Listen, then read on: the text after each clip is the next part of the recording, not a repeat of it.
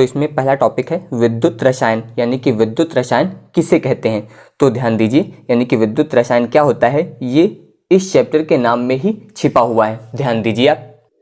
तो ध्यान दीजिए यहाँ पर विद्युत रसायन, इससे हम लोग यहाँ पर इंग्लिश में लिखते हैं इलेक्ट्रोकेमिस्ट्री। ध्यान दीजिए, इलेक्ट्रोकेमिस्ट्री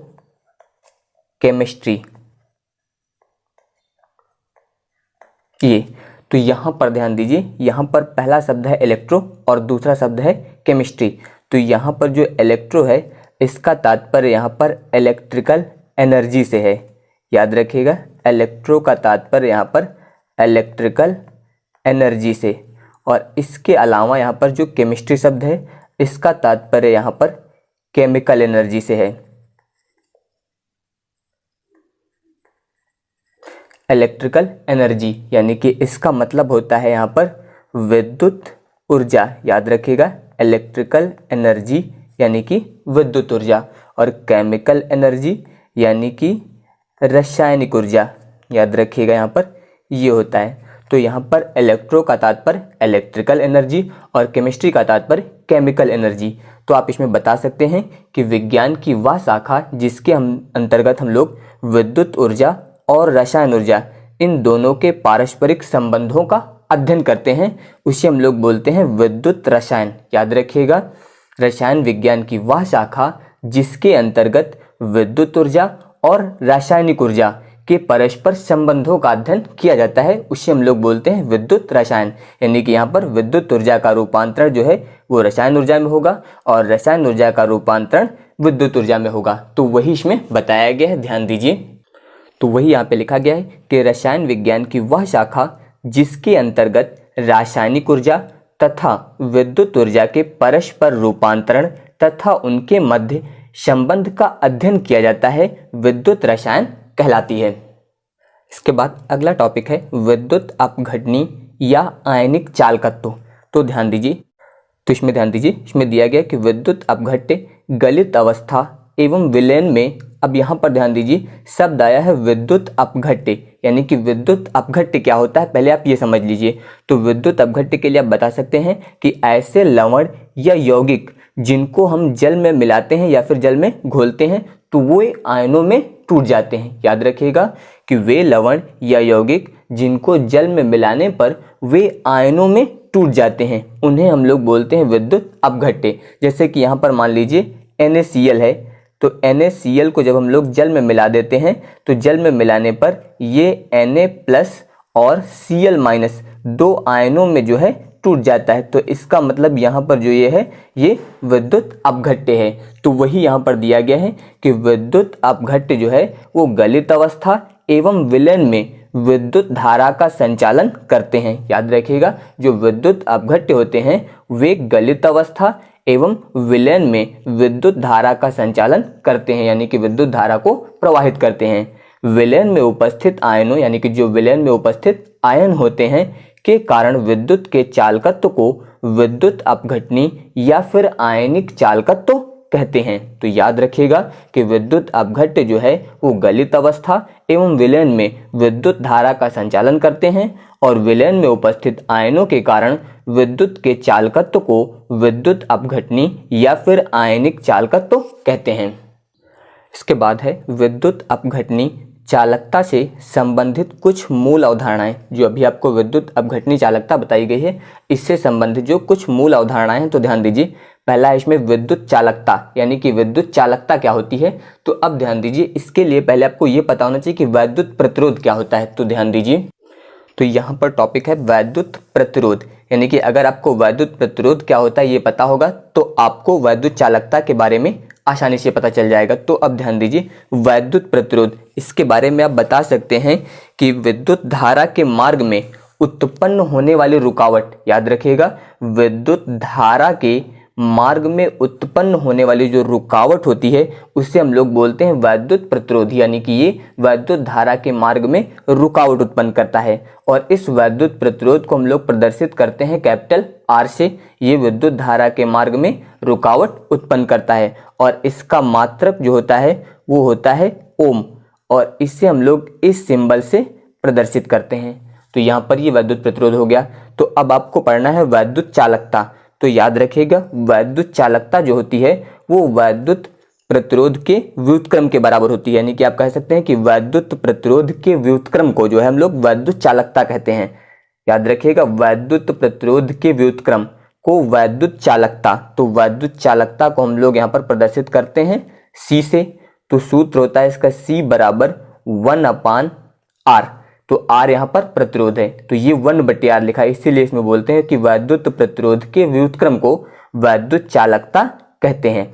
तो अगर इसका हम लोग यहाँ पर मात्रक ज्ञात करेंगे तो ध्यान दीजिए यहाँ पर 1 और बटे में प्रतिरोध का मात्रक यानी कि ओम, तो इसे जब हम लोग ऊपर लिखेंगे तो ये हो जाएगा ओम इनवर्स। इस प्रकार से इसका मात्रक हो जाएगा। तो अब ध्यान दीजिए, तो वही यहाँ पे दिया गया है कि वैद्युत प्रतिरोध के व्युत्क्रम को विद्युत चालकता कहते हैं और विद्युत चालकता को प्रदर्शित किया जाता है C से। तो इसका सूत्र हो जाएगा C बराबर 1/R, क्योंकि R यहाँ पर जो है वो वैद्युत प्रतिरोध होता है और वैद्युत प्रतिरोध के व्युत्क्रम को हम लोग बोलते हैं विद्युत चालकता। तो अब ध्यान दीजिए यहाँ पर जब हम लोग विद्युत चालकता का मात्रक लिखेंगे तो यहाँ पर हो जाएगा मात्रक बराबर, अब ध्यान दीजिए कैसे ज्ञात करना है आपको, यहाँ पर दिया गया है 1/R। तो R यहाँ पर जो होता है वो वैद्युत प्रतिरोध होता है और वैद्युत प्रतिरोध का मात्रक होता है ओम। तो यहाँ पर ये इस प्रकार से आप लिख सकते हैं ओम। अब इसके बाद यहाँ पर जब इसे हम लोग ऊपर लिखेंगे तो ये इस प्रकार हो जाएगा यानी कि ओम इनवर्स, तो ये इसका मात्रक हो जाएगा। अगर आप इसे सिंबल के रूप में लिखते हैं तो इसे आप ऐसे लिख सकते हैं ओम इनवर्स इतना, या फिर इसके अलावा भी इसका एक मात्रक होता है। याद रखिएगा यहाँ पर ओम इनवर्स के अलावा इसका मात्रक होता है महो, इस प्रकार से इसको लिखते हैं। तो ये भी जो मात्रक होता है ये विद्युत चालकता का होता है। तो आप चाहे इसे महो लिख दीजिए या फिर ओम इनवर्स लिख सकते हैं। इसके बाद टॉपिक है विशिष्ट चालकता, यानी कि विशिष्ट चालकता किसे कहते हैं। तो विशिष्ट चालकता के लिए आपको ये पता होना चाहिए कि विशिष्ट प्रतिरोध क्या होता है। तो ध्यान दीजिए, तो अब ध्यान दीजिए यहाँ पर जो प्रतिरोध होता है, प्रतिरोध लंबाई के समानुपाती होता है और इसके अलावा क्षेत्रफल के व्युत्क्रमानुपाती होता है यहाँ पर। तो जब ये अनुक्रमानुपाती का निशान यहाँ से हटता है तो यहाँ पर एक नियतांक लग जाता है रो L/A। तो यहाँ पर जो नियतांक लगा है रो, इसे ही हम लोग बोलते हैं विशिष्ट प्रतिरोध। याद रखिएगा अगर यहाँ से हम लोग रो का मान ज्ञात करें तो ये इधर गुणे में आ जाएगा यानी कि ये हो जाएगा RA और बट्टे में यहाँ पर आ जाएगा L। तो यहाँ पर ये रो बराबर आ जाएगा RA/L। तो रो जो है यहाँ पर ये विशिष्ट प्रतिरोध होता है। तो विशिष्ट प्रतिरोध के व्युत्क्रम को हम लोग बोलते हैं विशिष्ट चालकता। याद रखिएगा विशिष्ट प्रतिरोध के व्युत्क्रम को बोलते हैं विशिष्ट चालकता। तो अब ध्यान दीजिए, तो वही यहाँ पर दिया गया है कि विशिष्ट प्रतिरोध के व्युत्क्रम को विशिष्ट चालकता कहते हैं और विशिष्ट चालकता को जो है हम लोग यहाँ पर प्रदर्शित करते हैं कप्पा से। याद रखिएगा इससे हम लोग लिखते हैं कप्पा। याद रखिएगा ये कटप्पा नहीं है, यहाँ पर कप्पा है, इससे हम लोग इससे प्रदर्शित करते हैं। तो यहाँ पर वही लिखा गया है कप्पा बराबर 1/रो। रो अभी आपको बताया गया, इसे बोलते हैं विशिष्ट प्रतिरोध।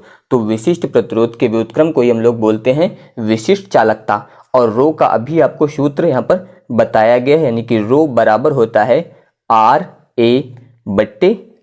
तो ये सूत्र होता है। तो रो की जगह पे यही मान यहाँ पर रखा गया है। तो जब यहाँ पर हम लोग मान रखेंगे तो ये संख्या पलट के ऊपर जाएगी, तो वही हो गया है RA और यहाँ पर ये ऊपर आ गया L। और विशिष्ट चालकता का जो मात्रक होता है उसे हम लोग लिखते हैं ओम इनवर्स और सेंटीमीटर इनवर्स। तो ये यहाँ पर जो होता है वो विशिष्ट चालकता का मात्रक होता है। या फिर इसके अलावा भी एक मात्रक होता है जिसे हम लोग लिखते हैं साइमन, ये सेंटीमीटर इनवर्स, इस प्रकार से। यानी कि ओम इनवर्स का मतलब यहाँ पर हो गया साइमन और इसके अलावा ये सेंटीमीटर इनवर्स, तो ये भी इसका मात्रक होता है। इसके बाद अगला है मोलर चालकता, इसे हम लोग प्रदर्शित करते हैं लैम्डा m से। तो यहाँ पर मोलर चालकता क्या होती है, ध्यान दीजिए, इसमें दिया गया है कि किसी विलयन के एक निश्चित आयतन में उपस्थित विद्युत अपघट्य के 1 मोल द्वारा उपलब्ध कराए गए आयनों की चालकता मोलर चालकता कहलाती है। याद रखिएगा किसी विलयन के एक निश्चित आयतन में उपस्थित विद्युत अपघट्य के 1 मोल द्वारा उपलब्ध कराए गए आयनों की जो चालकता होती है उसे ही हम लोग बोलते हैं मोलर चालकता। और इसे प्रदर्शित करते हैं लैम्डा एम से। तो अभी आपको एक पढ़ाया गया था विशिष्ट चालकता, जिसे हमने बताया था इसे प्रदर्शित करते हैं कप्पा से। इसके अलावा मोलर चालकता, जिसे हम लोग लिखते हैं लैम्डा एम से। तो अगर इन दोनों में यहाँ पर संबंध ज्ञात किया जाए तो अब ध्यान दीजिए यहाँ पर, तो इसके लिए यहाँ पर सूत्र प्रयोग करते हैं हम लोग, लैम्डा एम बराबर कप्पा गुणे 1000 और बट्टे में होता है सी। चाहे तो आप इसे इस प्रकार से लिख सकते हैं, यहाँ पर कप्पा गुणे 1000 और बट्टे एम, इस प्रकार से लिख सकते हैं। तो यहाँ पर जो सी या फिर इसके अलावा एम प्रयोग किया गया है, ये विलयन की मोलर सांद्रता होती है। याद रखिएगा, विलयन की मोलर सांद्रता सी से प्रदर्शित करते हैं या फिर इसे आप एम से लिख सकते हैं। तो ये यहाँ पर जो है कप्पा और लैम्डा एम में संबंध, यानी कि विशिष्ट चालकता और मोलर चालकता में संबंध हो जाएगा। इसके बाद अगला है तुल्यांकी चालकत्व।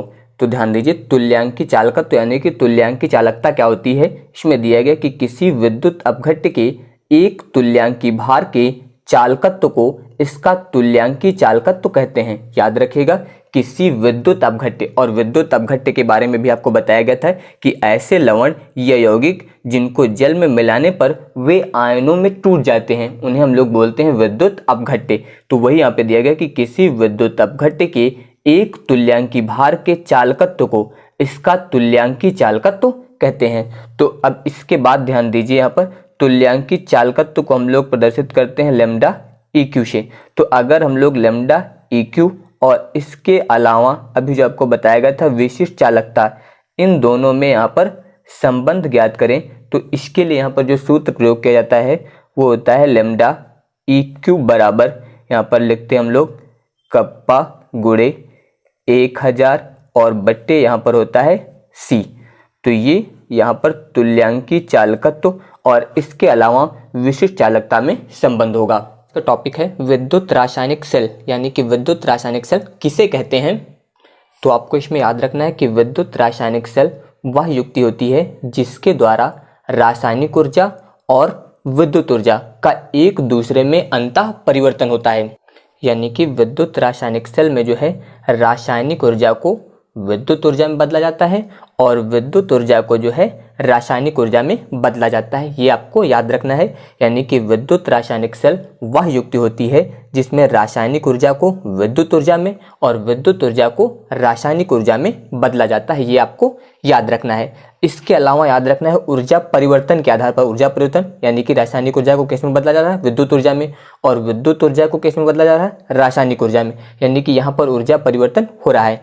तो ऊर्जा परिवर्तन के आधार पर जो है विद्युत रासायनिक सेल जो होते हैं वो दो प्रकार के होते हैं, याद रखना है आपको। पहला होता है विद्युत अपघटनी सेल, याद रखिएगा विद्युत अपघटनी सेल, और इसके अलावा दूसरा होता है यहाँ पर गैल्वेनिक सेल, गैल्वेनिक सेल, या फिर आप इसे बोल सकते हैं उल्टी सेल। याद रखिएगा गैल्वेनिक सेल या फिर होता है उल्टी सेल। तो अब आपको याद रखना है यहाँ पर विद्युत रासायनिक सेल में कि विद्युत रासायनिक सेल वह युक्ति होती है जिसमें रासायनिक ऊर्जा और विद्युत ऊर्जा दोनों का एक दूसरे में अंतः परिवर्तन होता है, यानी कि रासायनिक ऊर्जा को विद्युत ऊर्जा में और विद्युत ऊर्जा को रासायनिक ऊर्जा में बदला जाता है। और इस ऊर्जा परिवर्तन के आधार पर जो है यहाँ पर विद्युत रासायनिक सेल जो होते हैं वो दो प्रकार के होते हैं। पहला होता है विद्युत अपघटनी सेल और दूसरा होता है गैल्वेनिक सेल या फिर इसे बोलते हैं उल्टी सेल। तो अब इन दोनों में आपको अंतर याद रखना है। जो आपका यहाँ पर पहला दिया गया यानी कि विद्युत अपघटनी सेल, तो इसमें आपको याद रखना है इस सेल में जो है विद्युत ऊर्जा के द्वारा रासायनिक ऊर्जा उत्पन्न की जाती है। याद रखिएगा विद्युत अपघटनी सेल में जो है विद्युत ऊर्जा के द्वारा रासायनिक ऊर्जा उत्पन्न की जाती है। और इसके अलावा जो दूसरा होता है यानी कि गैल्वेनिक सेल, इसमें रासायनिक ऊर्जा को जो है विद्युत ऊर्जा में परिवर्तित किया जाता है। तो याद रखना है आपको यहाँ पर विद्युत अपघटनी सेल जो है इसके द्वारा यहाँ पर जो है विद्युत ऊर्जा को रासायनिक ऊर्जा में बदला जाता है, और जो गैल्वेनिक सेल होता है इसमें जो है रासायनिक ऊर्जा को विद्युत ऊर्जा में बदला जाता है। इसके अलावा आपको ये भी याद रखना है कि जो विद्युत अपघटनीशील होता है इसमें बाह्य परिपथ में विद्युत धारा की सहायता से जो है असतत रेडॉक्स अभिक्रिया संपन्न कराई जाती है। विद्युत अपघटनीशील में याद रखिएगा यहाँ पर कि असतत रेडॉक्स अभिक्रिया जो है वो विद्युत धारा की सहायता से संपन्न कराई जाती है। लेकिन जो आपका गैल्वेनिक सेल होता है इसमें जो है सतत रेडॉक्स अभिक्रिया के द्वारा विद्युत धारा उत्पन्न की जाती है। दोनों में विपरीत है। विद्युत अपघटनीशील में जो है विद्युत धारा की सहायता से असतत जो है रेडॉक्स अभिक्रिया कराई जाती है। इसके अलावा जो गैल्वेनिक सेल होता है इसमें यहाँ पर सतत रेडॉक्स अभिक्रिया के कारण जो है विद्युत धारा उत्पन्न हो जाती है। तो अब ध्यान दीजिए, इसमें हम लोग इसके बारे में लिख लेते हैं। तो वही इसमें दिया गया है कि सेल वह युक्ति है जिसमें रासायनिक ऊर्जा तथा विद्युत ऊर्जा का एक दूसरे में अंतः परिवर्तन होता है। इसके अलावा ध्यान दीजिए, यही आपको इसमें बताया गया था कि सेल वह युक्ति होती है जिसके द्वारा हम लोग रासायनिक ऊर्जा को विद्युत ऊर्जा में और विद्युत ऊर्जा को रासायनिक ऊर्जा में परिवर्तित करते हैं। इसके बाद ध्यान दीजिए, ऊर्जा परिवर्तन के आधार पर विद्युत रासायनिक सेल जो होती हैं वो दो प्रकार की होती हैं। तो ध्यान दीजिए, जिसमें आपको पहला बताया गया विद्युत अपघटनी सेल।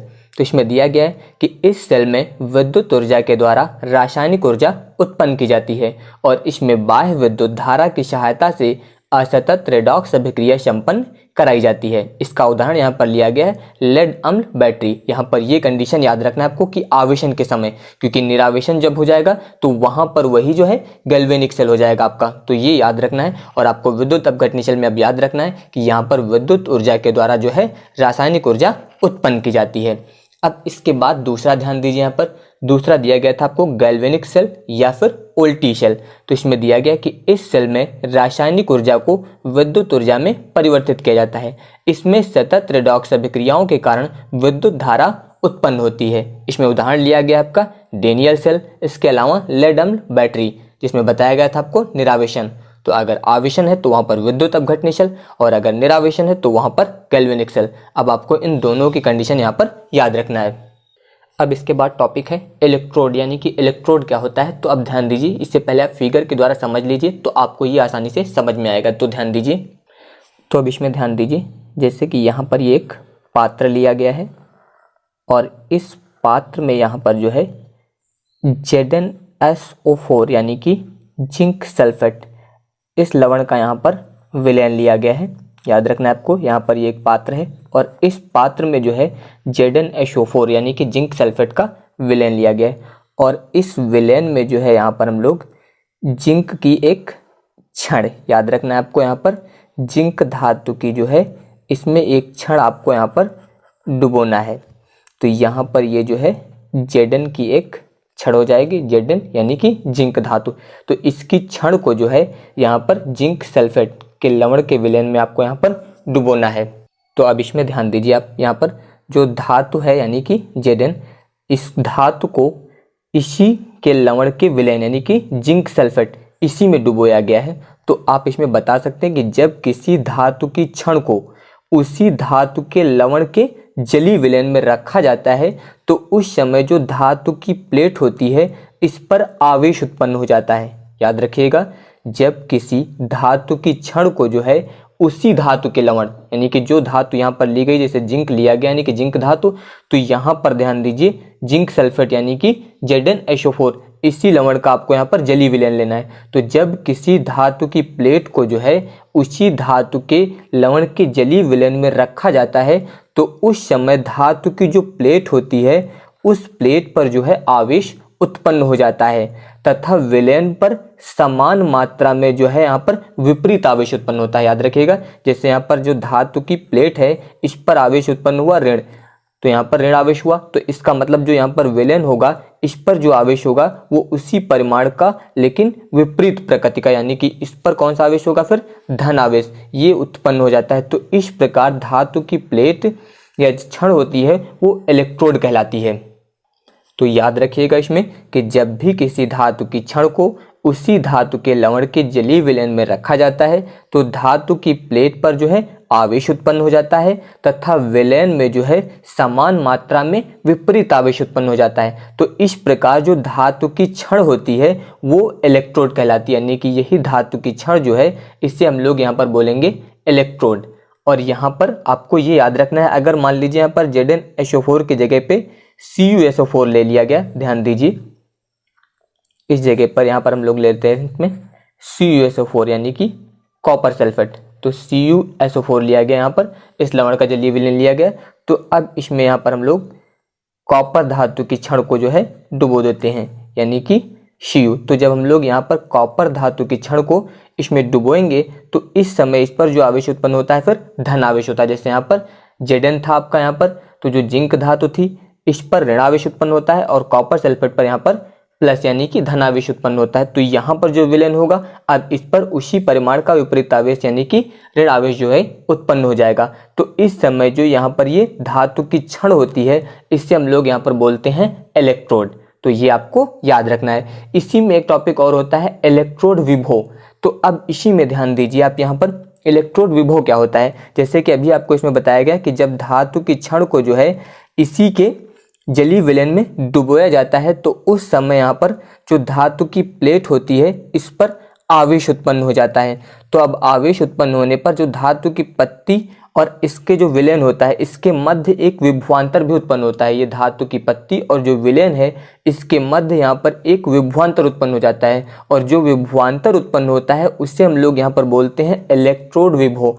और इस इलेक्ट्रोड विभव को लिखा जाता है ई से, याद रखिएगा। इलेक्ट्रोड विभव को हम लोग प्रदर्शित करते हैं यहाँ पर कैपिटल ई से। अब यहाँ पर आप इसकी क्रिया समझ लीजिए, यानी कि जो Zn की छड़ होती है इस पर उपस्थित जो Zn के कुछ परमाणु होते हैं वो Zn2+ आयन बनाते हैं। याद रखिएगा यहाँ पर जो Zn की छड़ है इस पर उपस्थित जो Zn के कुछ परमाणु होंगे वो Zn2+ आयन यहाँ पर बनाते हैं और Zn2+ आयन जो है ये विलयन में चले जाते हैं। इस क्षण से कहाँ पर चले जाते हैं? विलयन में। तो जब ये विलयन में चले जाते हैं तो उस समय इस क्षण पर जो है इलेक्ट्रॉन रह जाते हैं, क्योंकि यहाँ से Zn2+ आयन जो थे वो विलयन में चले गए तो उस समय यहाँ क्षण पर जो है इलेक्ट्रॉन रह जाते हैं। और जब इलेक्ट्रॉन रह जाते हैं तो इस धातु की क्षण यानी कि Zn की क्षण पर जो है ऋण आवेश आ जाता है और यहाँ पर Zn2+ आयन जो थे वो घोल पर यहाँ पर आ जाते हैं यानी कि विलयन में, इसलिए यहाँ पर घोल जो होता है उस पर धन आवेश आ जाता है। तो इस प्रकार Zn की जो क्षण होती है वो उस समय ऋण विभव पर आ जाती है और Zn2+ के घोल पर जो है यहाँ पर धन विद्युत विभव जो है उत्पन्न हो जाता है। तो अब आपको इसमें मुख्य पॉइंट इतना याद रखना है, केवल जब भी किसी धातु की छड़ या फिर प्लेट को जो है उसी धातु के लवण के जलीय विलयन में रखा जाता है तो उस समय धातु की जो प्लेट होती है उस पर आवेश उत्पन्न हो जाता है तथा विलयन पर जो है समान मात्रा में विपरीत आवेश उत्पन्न होता है। इस प्रकार जो धातु की प्लेट होती है उससे हम लोग यहाँ पर बोलते हैं इलेक्ट्रोड। और उत्पन्न होने वाला जो आवेश है यहाँ पर, इस आवेश के आधार पर जो इलेक्ट्रोड होता है वो दो प्रकार का होता है। याद रखिएगा यहाँ पर इलेक्ट्रोड दो प्रकार का होता है। एक होता है यहाँ पर आपका एनोड और दूसरा होता है इसके अलावा आपका यहाँ पर कैथोड। तो ये यहाँ पर जो एनोड और कैथोड आपको बताया जा रहा है ये आवेश के आधार पर इसको दो प्रकार से यहाँ पर बांटा गया है। तो जिस समय प्लेट धन विभव पर होती है, याद रखिएगा, यानी कि पॉजिटिव टर्मिनल पर होती है उस समय वो एनोड होता है और जिस समय यहाँ पर प्लेट ऋण विभव पर यानी कि निगेटिव टर्मिनल से जुड़ी होती है उस समय वहाँ पर कैथोड होता है। तो ये भी आपको यहाँ पर याद रखना है, ये दोनों पॉइंट। तो वही यहाँ पर लिखा गया है इसमें इलेक्ट्रोड के बारे में कि जब किसी धातु की प्लेट या छड़ को उसी धातु के लवण के जलीय विलयन में रखा जाता है तो धातु की प्लेट पर आवेश उत्पन्न हो जाता है तथा विलयन पर समान मात्रा में विपरीत आवेश उत्पन्न हो जाता है। इस प्रकार धातु की प्लेट या छड़ जो है इलेक्ट्रोड कहलाती है। और इसके अलावा आपको बताया गया इसमें कि उत्पन्न होने वाले आवेश के आधार पर इलेक्ट्रोड जो होता है वो दो प्रकार के होते हैं जिन्हें क्रमशः एनोड व कैथोड कहा जाता है। तो एनोड धन टर्मिनल से होता है और कैथोड यहाँ पर ऋण टर्मिनल से होता है। इसके बाद इलेक्ट्रोड विभव, इसके बारे में भी आपको भी बताया गया है कि जब धातु की पत्ती यानी कि छड़ को इसके स्वयं के आयन युक्त विलयन में रखा जाता है तो धातु की पत्ती विलयन के सापेक्ष धनावेशित या फिर ऋणावेशित हो जाती है तथा धातु की पत्ती एवं विलयन के मध्य विभवांतर उत्पन्न हो जाता है। तो जो विभवांतर उत्पन्न होता है उसे हम लोग बोलते हैं इलेक्ट्रोड विभव और इसे प्रदर्शित किया जाता है कैपिटल ई से। तो वही आपको इसमें बताया गया था कि जब किसी धातु की प्लेट को उसी धातु के लवण के जलीय विलयन में रखा जाता है तो धातु की प्लेट पर जो है आवेश उत्पन्न हो जाता है तथा विलयन में जो है समान मात्रा में विपरीत आवेश उत्पन्न हो जाता है। तो इस समय यहाँ पर विलयन और धातु की जो प्लेट होती है इन दोनों के मध्य यहाँ पर जो है विभवांतर उत्पन्न हो जाता है और जो विभवांतर उत्पन्न होता है उसे हम लोग बोलते हैं इलेक्ट्रोड विभव और इसे प्रदर्शित करते हैं कैपिटल ई से। इसके अलावा ध्यान दीजिए यहाँ पर नोट पॉइंट दिया गया है, इसमें दिया गया है कि इलेक्ट्रोड विभव इलेक्ट्रोड की प्रकृति, विलयन के ताप तथा धातु आयनों की सांद्रता पर निर्भर करता है। यानी कि जो इलेक्ट्रोड विभव होता है वो इलेक्ट्रोड की प्रकृति पर, इसके अलावा विलयन के ताप पर और धातु आयनों की सांद्रता पर निर्भर करता है। और इसके अलावा इसमें आपको ये भी याद रखना है, क्योंकि इसमें आपको ये बताया गया है कि धातु के किसी लवण में डूबी हुई जो धातु की छड़ होती है इसे हम लोग बोलते हैं इलेक्ट्रोड। धातु के किसी लवण में डूबी हुई जो धातु की छड़ होती है इसे बोलते हैं इलेक्ट्रोड और इस उपकरण को यहाँ पर बोला जाता है अर्ध सेल। याद रखिएगा, इस उपकरण को क्या बोलते हैं हम लोग? अर्ध सेल। इसके बाद है मानक इलेक्ट्रोड विभव, यानी कि अभी आपको बताया गया इलेक्ट्रोड, इसके बाद बताया गया इलेक्ट्रोड विभव।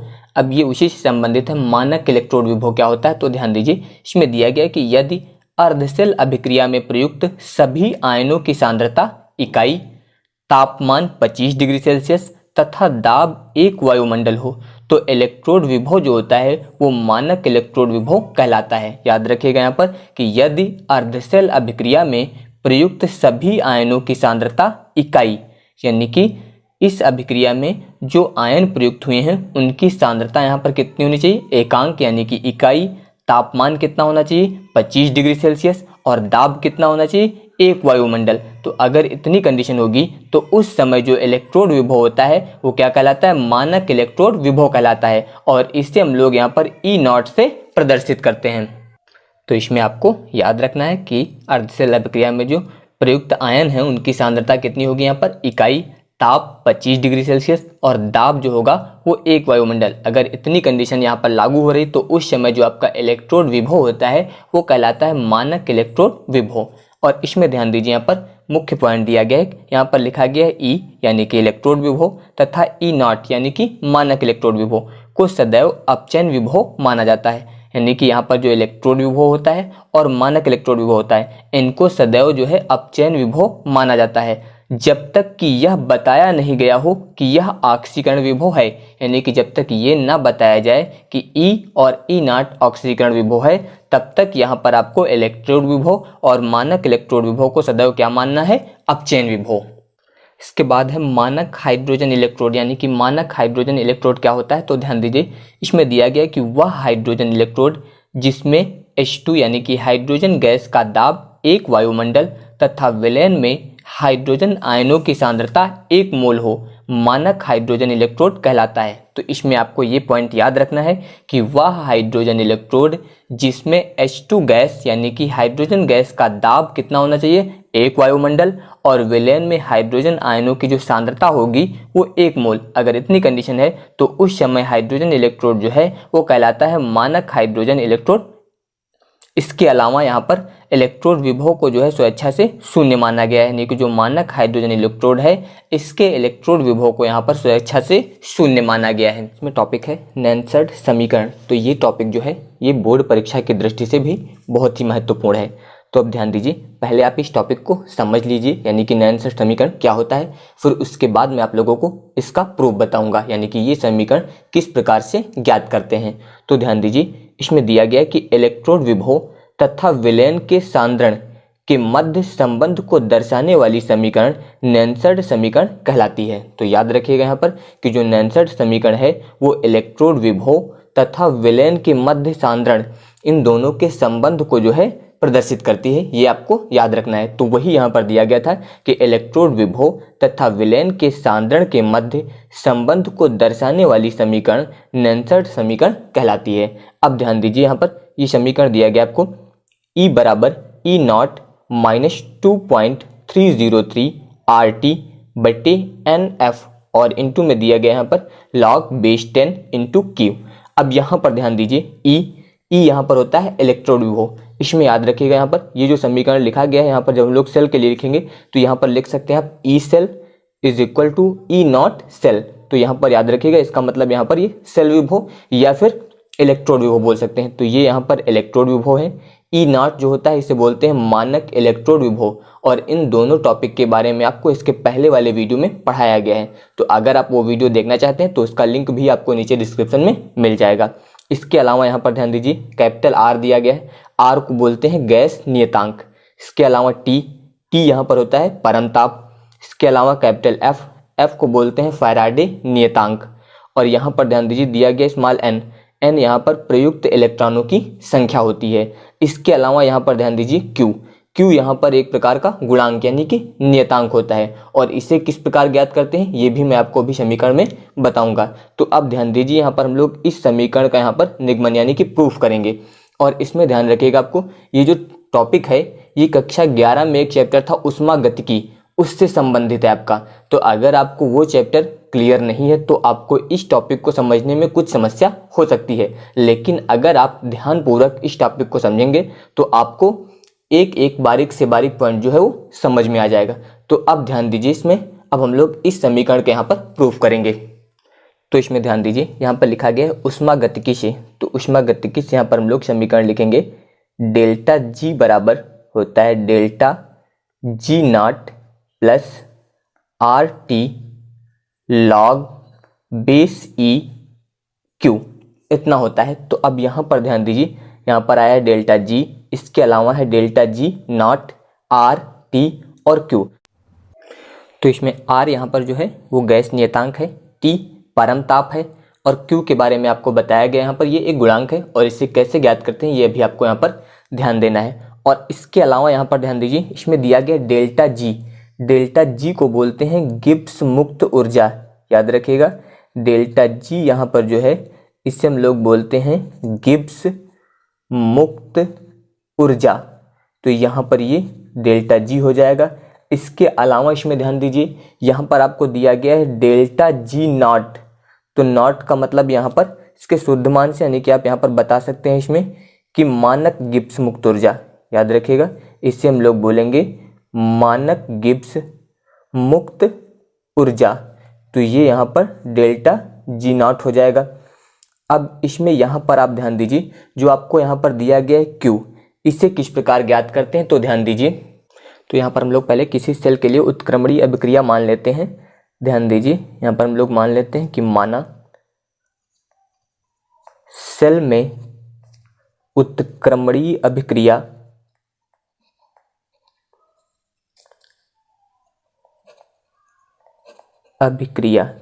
तो यहाँ पर ध्यान दीजिए उत्क्रमणीय अभिक्रिया के लिए हम लोग यहाँ पर समीकरण लिख सकते हैं। यहाँ पर N1A प्लस यहाँ पर हो जाएगा N2B। इसके बाद ये यहाँ पर उत्क्रमणीय अभिक्रिया है, यहाँ पर उत्क्रमणीय का चिन्ह लगेगा। इसके बाद ध्यान दीजिए यहाँ पर हो जाएगा M1C और प्लस यहाँ पर लिख सकते हैं आप M2D। इस प्रकार से यहाँ पर ये आपको एक उत्क्रमणीय अभिक्रिया दी गई सेल के लिए। तो यहाँ पर आप ध्यान दीजिए यहाँ पर जो C और D हैं तो C और D यहाँ पर उत्पाद हैं। याद रखिएगा C और D जो है वो आगे वाली अभिक्रिया के लिए यहाँ पर उत्पाद हैं और A और B जो हैं वो अभिकारक हैं। याद रखिएगा A और B अभिकारक हैं, C और D जो है वो उत्पाद हैं। इसके अलावा ध्यान दीजिए इनके आगे जो लिखा गया ये N1 और N2 ये यहाँ पर इनके गुणांक दिए गए। यहाँ पर A का गुणांक N1 है और B का गुणांक N2 है। इसी तरह यहाँ पर C का गुणांक M1 और D का गुणांक M2 है। यहाँ पर ये इस प्रकार यहाँ पर दिया गया है। तो जब इसमें हम लोगों को अगर यहाँ पर Q का मान ज्ञात करना होगा तो अब ध्यान दीजिए इसे किस प्रकार लिखते हैं। Q बराबर यहाँ पर ध्यान दीजिए पहले यहाँ पर उत्पाद यानी कि C और इसके बाद दूसरा उत्पाद यहाँ पर दिया गया था D। इस प्रकार अब यहाँ पर ध्यान दीजिए C का गुणांक था M1 तो यहाँ पर ये इसकी घात में आ जाएगा। इसके अलावा D का गुणांक था M2 तो यहाँ पर ये इसकी घात में आ जाएगा। इसके बाद बटे अब यहाँ पर ध्यान दीजिए A और B अभिकारक थे, यहाँ पर आपको लिखना है A, इसका गुणांक दिया गया है N1 तो यहाँ पर ये घात में आ जाएगा N1। इसके बाद दूसरा है B, यहाँ पर इसका गुणांक दिया गया N2 तो यहाँ पर घात में आ जाएगा N2। तो यहाँ पर ये Q एक नियतांक था। इसे हम लोग इस प्रकार से समीकरण से ज्ञात करेंगे। ये मैं जब आप लोगों को न्यूमेरिकल बताऊंगा तो उसमें आपको आसानी से ये टॉपिक समझ में आ जाएगा। तो अब आपको यहाँ पर ये पता चल गया कि Q क्या होता है। तो अब ध्यान दीजिएगा Q आपको इस प्रकार से ज्ञात करना है। बाकी आपको बता दिया गया डेल्टा G जो है वो गिब्स मुक्त ऊर्जा है, डेल्टा G नॉट मानक गिब्स मुक्त ऊर्जा है, इसके अलावा आर गैस नियतांक और टी जो है यहाँ पर परमताप है। तो ये समीकरण जो है वो कक्षा 11 से संबंधित है, तो आपको यहाँ पर ये समीकरण जो है याद करना पड़ेगा। अब इसमें ध्यान दीजिए, यहाँ पर जो डेल्टा जी दिया गया है आपको, इस डेल्टा जी का मान होता है -NFE, इस प्रकार से लिखते हैं। और चाहे तो यहाँ पर आप ई सेल लिख सकते हैं, जैसा कि अभी आपको समीकरण में बताया गया था, और यह डायरेक्ट ई लिख दीजिए। तो यहाँ पर ध्यान दीजिए, एन जो होता है वो स्थानांतरित इलेक्ट्रॉनों की संख्या, याद रखिएगा एन स्थानांतरित इलेक्ट्रॉनों की संख्या, एफ यहाँ पर फैराडे नियतांक है, और ई यहाँ पर सेल विभव या फिर इसे बोल सकते हैं इलेक्ट्रोड विभव, ये इतना हो जाएगा। इसके अलावा यहाँ पर ध्यान दीजिए डेल्टा जी नॉट, और डेल्टा जी नॉट का मान होता है -NF और ई नॉट। तो यहाँ पर ये हो जाएगा ई नॉट, ई नॉट यहाँ पर मानक सेल विभव हो जाएगा। तो यहाँ पर ध्यान दीजिए, इससे हम लोग यहाँ पर मान लेते हैं कि ये समीकरण नंबर 1 है। तो अब हम लोग समीकरण 1 में जो है यहाँ पर डेल्टा जी और जी नॉट के मान रखेंगे। तो यहाँ पर आप बता सकते हैं कि समीकरण 1 से, तो अब ध्यान दीजिए यहाँ पर समीकरण 1 में हम लोग डेल्टा जी और डेल्टा जी नॉट के मान रखना है। तो डेल्टा जी का मान रखेंगे तो ये हो जाएगा -NFE, इतना होगा। इसके बाद यहाँ पर ध्यान दीजिए बराबर डेल्टा जी नॉट, तो डेल्टा जी नॉट का मान आपको यहाँ पर दिया गया -NFE नॉट, ये इतना होगा। इसके बाद प्लस यहाँ पर हो जाएगा RT log बेस E और Q, ये इतना होगा।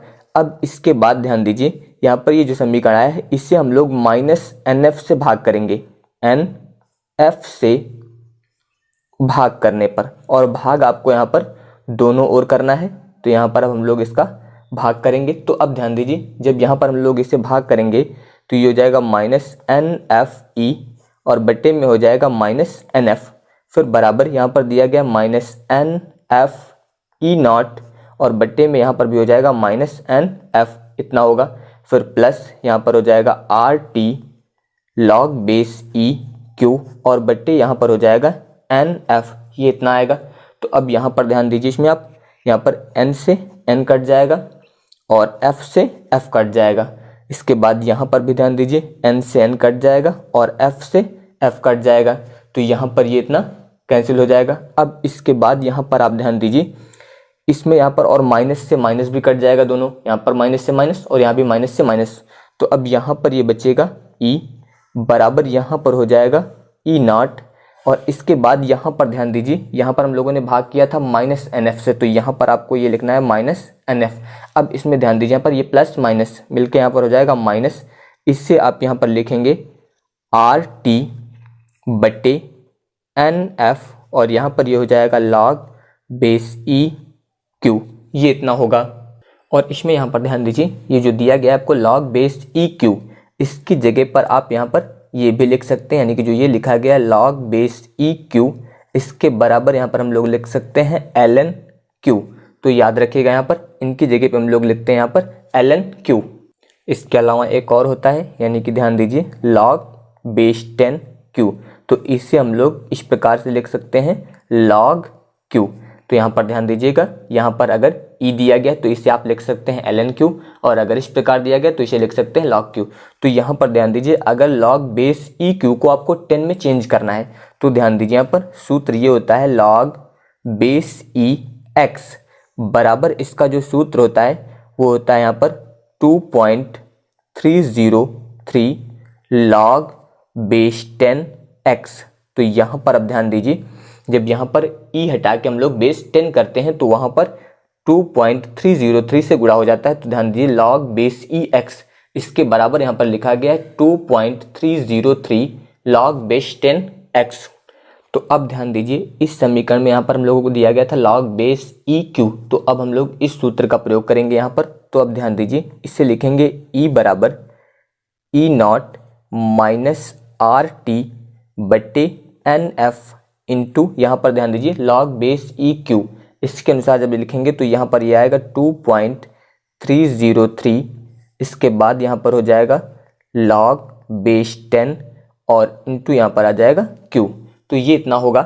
तो यहाँ पर ध्यान दीजिए, इससे आप इस प्रकार लिख सकते हैं E बराबर E नॉट माइनस, यहाँ पर ध्यान दीजिए ये हो जाएगा 2.303 RT, ये 2.303 RT, और बट्टे में यहाँ पर आ जाएगा ये NF, और यहाँ पर लिखेंगे इंटू log बेस 10Q। तो इस प्रकार यहाँ पर ये नैनसेट समीकरण प्रूफ हो जाती है। अब इस समीकरण को ध्यान दीजिए, यहाँ पर आप दूसरे प्रकार से भी लिख सकते हैं। अब इसमें ध्यान दीजिए, यहाँ पर आपको ये R दिया गया है यानी कि गैस नियतांक, और इस गैस नियतांक यानी कि R का मान होता है 0.0821। ये इस गैस नियतांक यानी कि R का मान होता है। अगर यहाँ पर हम लोग T का स्टैंडर्ड मान प्रयोग करें तो इसके लिए यहाँ पर हम लोग प्रयोग करते हैं 298 केल्विन। तो ये T का मान प्रयोग करना है आपको यहाँ पर। और इसके अलावा यहाँ पर आपको दिया गया है ये फैराडे नियतांक यानी कि F। तो यहाँ पर आपको याद रखना है 1 फैराड बराबर होता है 96500 कूलाम प्रति मोल। यहाँ पर ये याद रखिएगा 1 फैराड बराबर होता है 96500 कूलाम प्रति मोल। तो यहाँ पर ये फैराड का मान हो जाएगा। तो अगर यहाँ पर ध्यान दीजिए, अब इन सभी के मान यहाँ पर रख दिए जाएं, तो अब यहाँ पर ध्यान दीजिए, जब इसमें हम लोग मान रखेंगे तो ये समीकरण इस प्रकार होगा, E बराबर E0 माइनस 2.303 इंटू यहाँ पर कैपिटल R, इसका मान रखेंगे हम लोग, तो कैपिटल R का मान दिया गया 0.0821, ये R का हो जाएगा। इसके बाद यहाँ पर दिया गया T का मान हम लोग लिखेंगे यहाँ पर 298, और फिर यहाँ पर बट्टे N, और इसके बाद F का मान हो जाएगा 96500, ये इतना हो जाएगा। और यहाँ पर ये हो जाएगा log बेस 10Q, ये इतना होगा।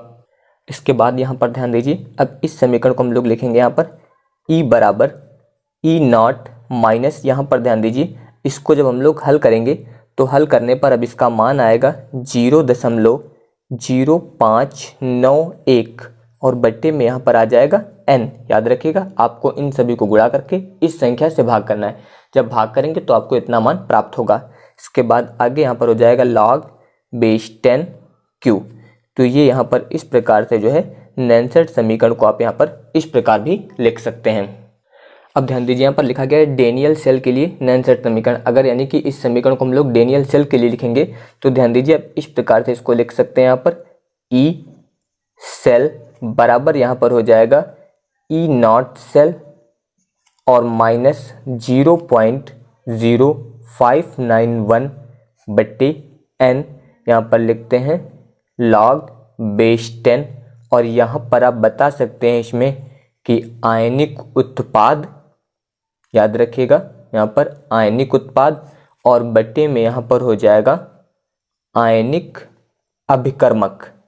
इस प्रकार से आप यहाँ पर डेनियल सेल के लिए इस समीकरण को प्रयोग कर सकते हैं। याद रखिएगा आयनिक उत्पाद या और बट्टे में हो जाएगा यहाँ पर आयनिक अभिकर्मक। तो ध्यान दीजिए, और चाहे तो आप इस प्रकार से लिख दीजिए, यहाँ पर ये हो जाएगा E सेल बराबर यहाँ पर आप लिखेंगे इसे E0 सेल माइनस 0.0591 बट्टे यहाँ पर हो जाएगा N, इसके बाद log बेस 10।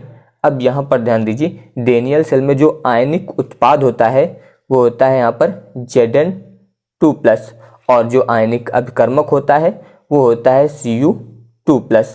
तो आप यहाँ पर डेनियल सेल के लिए नैनसेट समीकरण जो है इस प्रकार प्रयोग कर सकते हैं। कोलराउस नियम यानी कि कोलराउस का क्या नियम है वो हम लोग इस वीडियो में पढ़ेंगे, लेकिन इस टॉपिक को समझने से पहले आपको एक टॉपिक और समझना होगा।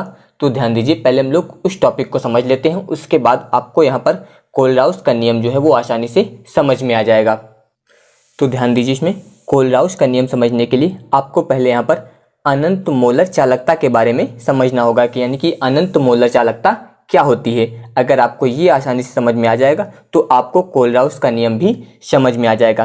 तो आपको जो पहला वीडियो बताया गया था इस चैप्टर का, उसमें बताया गया था मोलर चालकता, याद कीजिएगा, उसमें बताया गया था केवल मोलर चालकता, और आज यहाँ पर टॉपिक है अनंत मोलर चालकता। तो ध्यान दीजिए, आपको बताया गया था पहले वीडियो में कि जो आयतन होता है, यानी कि जब हम लोग यहाँ पर आयतन क्या करते हैं, बढ़ाते हैं, याद रखिएगा, जब आयतन को बढ़ाते हैं तो उस समय जो सांद्रता होती है वो यहाँ पर क्या हो जाती है, वो कम होती है। तो याद रखिएगा, जब आयतन बढ़ाते हैं तो उस समय सांद्रता जो है वो कम होती है। इसके अलावा जो आपकी मोलर चालकता थी, जो आपको बताया गया था, तो मोलर चालकता जो है उस समय यहाँ पर क्या हो जाएगी, बढ़ जाएगी। तो याद रखिएगा, यहाँ पर जब आयतन हम लोग बढ़ाते हैं तो उस समय सांद्रता जो है वो कम हो जाती है और मोलर चालकता जो है वो बढ़ जाती है। और मोलर चालकता को हम लोग लिखते हैं लैम्डा m से, ये मोलर चालकता होती है। तो यदि यहाँ पर आयतन जो है इसको हम लोग यहाँ पर बढ़ाते बढ़ाते कितना कर दें, अनंत। याद रखिएगा, यहाँ पर जो आयतन बढ़ा रहे थे उसको बढ़ाते बढ़ाते कितना कर देना है आपको, यहाँ पर इनफाइनाइट। तो अगर आयतन बढ़ाकर यहाँ पर इनफाइनाइट कर दिया जाएगा तो उस समय यहाँ पर सांद्रता जो है वो घटकर कितनी हो जाएगी, शून्य। तो याद रखिएगा, जब आयतन को बढ़ाकर इनफाइनाइट कर दिया जाएगा तो सांद्रता घटकर क्या हो जाएगी, शून्य। तो इस समय यहाँ पर जो लैम्डा m यानी कि जो मोलर चालकता है वो क्या हो जाएगी, अधिकतम यानी कि मैक्सिमम हो जाएगी। याद रखिएगा, जब आयतन को बढ़ाकर क्या कर दिया जाता है, इनफाइनाइट, तो उस समय सांद्रता जो है वो क्या हो जाती है, 0। और वहाँ पर मोलर चालकता यानी कि लैम्डा m का मान जो होता है वो मैक्सिमम यानी कि अधिकतम हो जाता है। और इस लैम्डा m का जो अधिकतम मान होता है उस अधिकतम मान को हम लोग लिखते हैं लैम्डा m इनफाइनाइट, और इसे बोलते हैं अनंत मोलर चालकता। तो अब ध्यान दीजिए, यहाँ पर बताया गया कि आयतन को बढ़ाकर कितना कर देता है, इनफाइनाइट, तो सांद्रता घटकर कितनी हो जाती है, शून्य। तो उस समय लैम्डा m यानी कि जो मोलर चालकता है उसका मान अधिकतम हो जाता है यानी कि मैक्सिमम हो जाता है।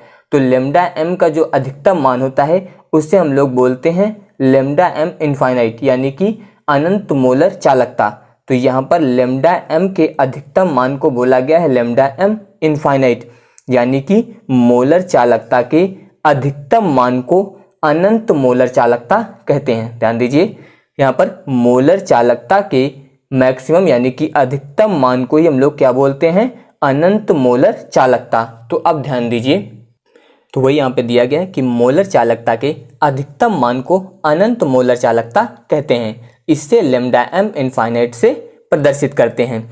इसके अलावा यहाँ पर ध्यान दीजिए, आपको ये याद रखना है यहाँ पर कि अर्थात आप बता सकते हैं इसमें कि यहाँ पर यदि जो आपको भी बताया गया कि v इनफाइनाइट यानी कि जब आयतन क्या होगा, अधिकतम होगा, तो उस समय सांद्रता जो होगी वो 0 होगी। तब इस स्थिति में जो है क्या बताया गया आपको कि यहाँ पर जो लैम्डा m है इसका मान किसके बराबर हो जाएगा, लैम्डा m इनफाइनाइट के। ये याद रखिएगा, जब आयतन बढ़ा के इनफाइनाइट कर दिया जाएगा तो यहाँ पर c यानी कि सांद्रता का मान कितना हो जाएगा, 0। तो उस समय यानी कि जो मोलर चालकता है उसका अधिकतम मान जो है किसके बराबर हो जाएगा, अनंत मोलर चालकता के बराबर हो जाएगा। और यहाँ पर ये जो बताया गया कि v इनफाइनाइट होने पर c 0 हो जाता है, ये भी आपको याद रखना है, क्योंकि आपको जो इसके पहले वीडियो में सूत्र बताया गया उसमें बताया गया कि सांद्रता यानी कि c बराबर आपको बताया गया है कि मोल बट्टे आयतन ये होता है, यानी कि c बराबर मोल प्रति आयतन। तो अगर हम लोग यहाँ पर आयतन यानी कि v का मान इनफाइनाइट रखेंगे तो 1 बटे इनफाइनाइट जो होता है वो 0 होता है, इसलिए यहाँ पर c का मान कितना हो गया, 0। तो अब ध्यान दीजिए, अब हम लोग देखते हैं कोलराउस का नियम। तो अब ध्यान दीजिए, इसमें कोलराउस नियम यानी कि कोलराउस का क्या नियम है। तो इसमें दिया गया है कि कोलराउस द्वारा प्रस्तावित आयनों के स्वतंत्र अधिगमन के अनुसार, ध्यान दीजिए, इसका मतलब ये है कि कोलराउस ने ये बताया कि जो आयन होते हैं जब वो गति करते हैं तो वो स्वतंत्र अवस्था में होते हैं। याद रखिएगा, जो आयन है जब वो गति करते हैं तो वो स्वतंत्र होते हैं, यानी कि उनका एक दूसरे पर कोई प्रभाव नहीं होता है। तो वहां पर ध्यान दीजिए, इन्होंने बताया कि किसी विद्युत अपघट्य की अनंत मोलर चालकता, जिसके बारे में अभी आपको बताया गया, तो इसमें वही बताया जा रहा है कि किसी विद्युत अपघट्य की अनंत मोलर चालकता उसके धनायनों तथा ऋणायनों की अनंत मोलर चालकताओं का कुल योग होती है। ध्यान दीजिए, इसमें दिया गया कि किसी विद्युत अपघट्य की अनंत मोलर चालकता यानी कि लैम्डा m इनफाइनाइट जो है उसके धनायनों तथा ऋणायनों की अनंत मोलर चालकताओं का कुल योग होती है। तो यहाँ पर ये नियम समझने के लिए ध्यान दीजिए। अब आप इसमें ये बताया गया जो किसी भी विद्युत अपघट्य की अनंत मोलर चालकता जो है वो उसके धनायन तथा ऋणायन की अनंत मोलर चालकताओं का कुल योग होती है। तो अब इसमें ध्यान दीजिए, जैसे कि यहाँ पर ले लिया जाए MgCl2, ध्यान दीजिए इसमें, तो ध्यान दीजिए यहाँ पर विद्युत अपघट्य क्या लिया गया है, MgCl2, तो इसकी जो अनंत मोलर चालकता होगी, यानी कि आप इसे लिख सकते हैं यहाँ पर लैम्डा m इनफाइनाइट MgCl2 इस प्रकार से। तो इसको अगर हम लोग यहाँ पर आयनों में विभाजित करेंगे तो यहाँ पर ध्यान दीजिए, इसे आप लिखेंगे यहाँ पर lambda m infinite Mg2 plus इस प्रकार से। इसके बाद यहाँ पर प्लस यहाँ पर हो जाएगा ट्वाइस, इसके बाद lambda m infinite Cl minus इस प्रकार से। तो अब ध्यान दीजिए यहाँ पर विद्युत अपघट्य लिया गया था MgCl2, तो इसका मतलब यहाँ पर MgCl2 की अनंत मोलर चालकता। अब इधर ध्यान दीजिए, यहाँ पर Mg2 प्लस और Cl माइनस, यानी कि ये आयन यहाँ पर दिए गए इसके, तो यहाँ पर इस आयन की अनंत मोलर चालकता और प्लस Cl माइनस की अनंत मोलर चालकता, तो इन दोनों का योग जो है उस विद्युत अपघट्य की मोलर चालकता के बराबर है। तो वही यहाँ पर बताया गया था कि किसी विद्युत अपघट्य की अनंत मोलर चालकता यानी कि MgCl2 की अनंत मोलर चालकता, फिर आगे इसमें बताया गया कि उसके धनायनों तथा ऋणायनों यानी कि Mg2 प्लस और Cl माइनस की अनंत मोलर चालकताओं का कुल योग होती है। तो यहाँ पर अब आपको ध्यान देना है, इसके जो धनायन और ऋणायन होते हैं इनकी अनंत मोलर चालकताओं का जो योग होता है वो उस विद्युत अपघट्य की अनंत मोलर चालकता के योग के बराबर होता है। यानी कि ध्यान दीजिए यहाँ पर, अगर इसे हम लोग यहाँ पर समीकरण के रूप में लिखेंगे तो इसे आप इस प्रकार से यहाँ पे लिखेंगे, यानी अगर किसी विद्युत अपघट्य की अनंत मोलर चालकता लिखनी है यहाँ पर, तो ध्यान दीजिए यहाँ पर लिखेंगे लैम्डा m इनफाइनाइट बराबर यहाँ पर धनायनों की संख्या, इसके अलावा यहाँ पर गुणे में हो जाएगा धनायनों की अनंत मोलर चालकता, इसके बाद फिर प्लस, इसके बाद यहाँ पर ऋणायनों की संख्या और इसके बाद ऋणायनों की अनंत मोलर चालकता। तो इस प्रकार से आप समीकरण के रूप में लिख सकते हैं। तो यहाँ पर ध्यान दीजिए, जैसे लिखा गया था MgCl2 लैम्डा m इनफाइनाइट, इसका मतलब MgCl2 की अनंत मोलर चालकता, तो वही यहाँ पर लिखा गया समीकरण के रूप में लैम्डा m इनफाइनाइट। इसके बाद ये इसका धनायन दिया गया है। तो अब ध्यान दीजिए यहाँ पर धनायन में, यहाँ पर ध्यान दीजिए ये बताया गया धनायनों की संख्या, यानी कि इसके आगे गुणे में यहाँ पर कितना मानना है आपको 1, तो यहाँ पर धनायनों की संख्या कितनी है 1, और इसके अलावा ये यहाँ पर धनायनों की अनंत मोलर चालकता, इसके बाद फिर प्लस यहाँ पर ऋणायनों की संख्या यानी कि यहाँ पर दी गई 2, तो ये ऋणायनों की संख्या है, इसके अलावा यहाँ पर ये जो दिया गया है ये ऋणायन की अनंत मोलर चालकता। तो वही आपको यहाँ पर परिभाषा में बताया गया था कि किसी विद्युत अपघट्य की अनंत मोलर चालकता जो है वो उसके धनायनों तथा ऋणायनों की अनंत मोलर चालकताओं का योग होती है। तो यहाँ पर अब आपको यश में याद रखना है, तो वही यहाँ पे दिया गया कि ये क्या है आपका विद्युत अपघट्य की अनंत मोलर चालकता, ये यहाँ पर जो दिया गया है ये धनायनों की अनंत मोलर चालकता और ये यहाँ पर ऋणायन की अनंत मोलर चालकता। इसके अलावा जो आपको ये दिया गया है ये यहाँ पर होगी धनायनों की संख्या, याद रखिएगा ये दी गई है आपको यहाँ पर धनायनों की संख्या, और इसके अलावा ये यहाँ पर जो दिया गया है ये होती है यहाँ पर ऋणायनों की संख्या, तो ये हो जाएगी यहाँ पर ऋणायनों की संख्या। अब इसके बाद है इसमें कोलराउस के नियम के अनुप्रयोग। तो अब ध्यान दीजिए इसका अनुप्रयोग क्या है, इस नियम की सहायता से दुर्बल विद्युत अपघट्यों की अनंत मोलर चालकता ज्ञात की जा सकती है। यानी कि कोलराउस के नियम के अनुसार जो है दुर्बल विद्युत अपघट्यों की अनंत मोलर चालकता जो है वो प्रबल विद्युत अपघट्य की अनंत मोलर चालकताओं की सहायता से जो है ज्ञात की जा सकती है, ये याद रखिएगा। तो यहाँ पर अब आपको ये ध्यान देना जो दिया गया दुर्बल विद्युत अपघट्य, तो पहले आप ये समझ लीजिए कि दुर्बल विद्युत अपघट्य और प्रबल विद्युत अपघट्य क्या होते हैं। तो अब टॉपिक है आपका दुर्बल विद्युत अपघट्य। तो इसमें याद रखना है कि दुर्बल विद्युत अपघट्य वे होते हैं जो पूर्णतः आयनित नहीं होते हैं, याद रखिएगा दुर्बल विद्युत अपघट्य वे होते हैं जो पूर्णतः आयनित नहीं होते हैं। जैसे कि आप बता सकते हैं CH3COOH, तो ये यहाँ पर जो है ये दुर्बल विद्युत अपघट्य होता है। यानी कि अगर इसे हम लोग आयनित करेंगे, जैसे इसके 100 अणु हैं तो 100 में 40 या 50 अणु ही केवल आयनित होंगे, बाकी ये पूर्णतः आयनित नहीं होते हैं। तो याद रखिएगा कि दुर्बल विद्युत अपघट्य वे होते हैं जो पूर्णतः आयनित नहीं होते हैं। यानी कि अगर इसके हम लोग यहाँ पर 100 अणु लेंगे तो यहाँ पर 100 के 100 जो है वो पूर्णतः आयनित नहीं होंगे, उसमें से 40-50 ही आयनित होंगे।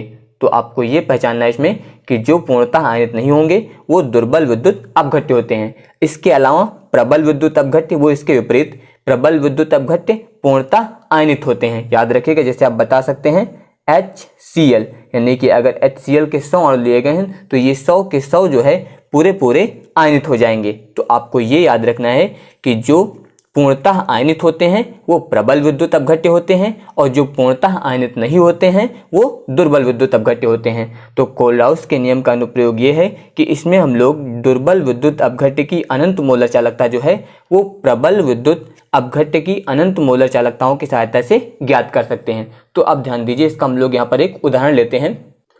तो इसमें हम लोग एक दुर्बल विद्युत अपघट्य लेते हैं, यानी कि जो अभी आपको बताया गया था CH3COOH। तो ये यहाँ पर एक दुर्बल विद्युत अपघट्य है।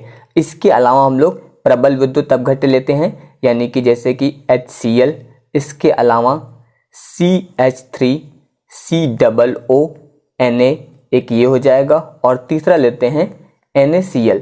तो यहाँ पर 3 प्रबल विद्युत अपघट्य लिए गए हैं और इन तीनों की अनंत मोलर चालकता मान लीजिए आपको ज्ञात है। और यहाँ पर एक दिया गया आपको दुर्बल विद्युत अपघट्य यानी कि CH3COOH, इसकी आपको यहाँ पर अनंत मोलर चालकता ज्ञात करनी है। तो अब ध्यान दीजिए, यहाँ पर जैसे ही दिया गया CH3COOH, तो यहाँ पर हम लोग इसकी अनंत मोलर चालकता यानी कि λm इनफाइनाइट ये हो जाएगा यहाँ पर CH3COOH।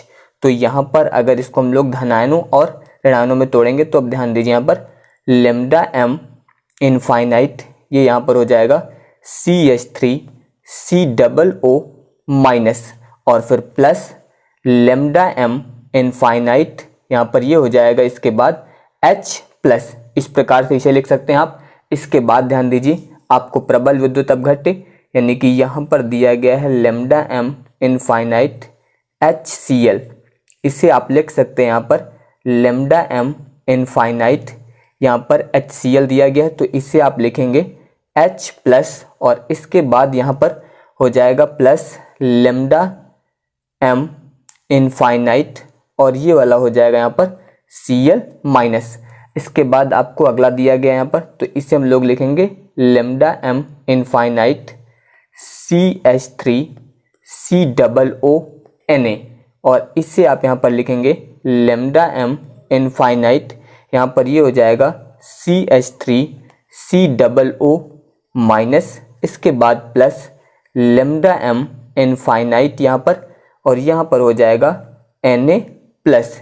इस प्रकार से इसके अलावा तीसरा दिया गया आपको NaCl, तो इससे आप लिखेंगे λm, यहाँ पर हो जाएगा NaCl यानी कि NaCl की अनंत मोलर चालकता।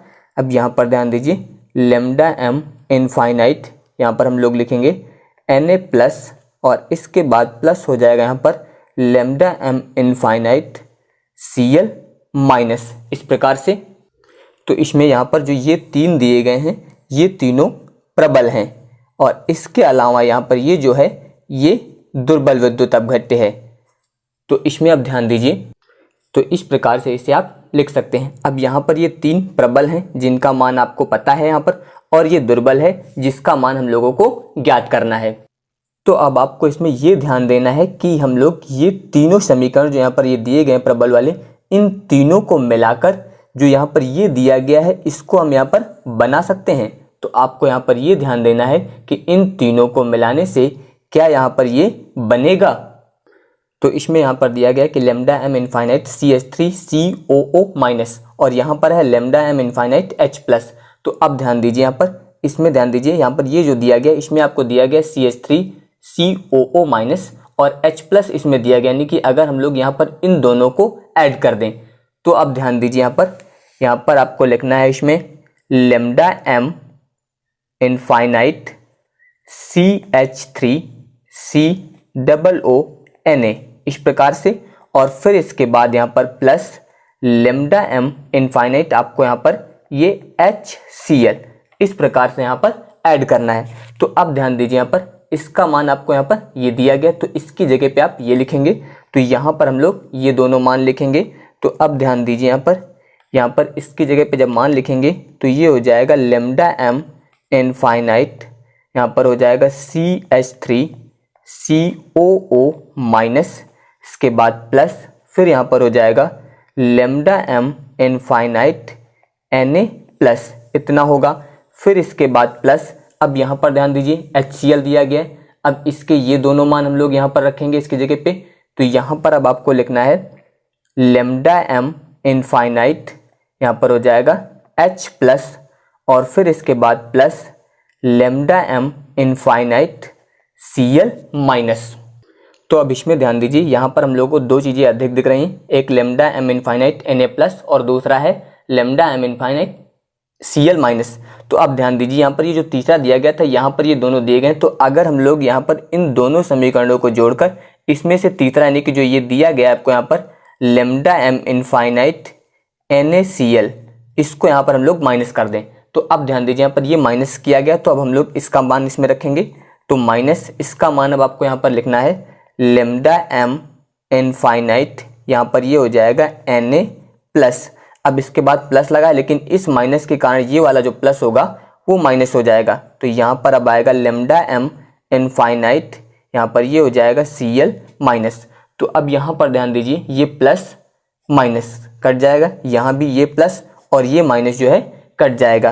तो अब यहाँ पर ध्यान दीजिए, ये बचेगा आपका यहाँ पर lambda m infinite CH3COO minus और प्लस दूसरा यहाँ पर हो जाएगा lambda m infinite H plus.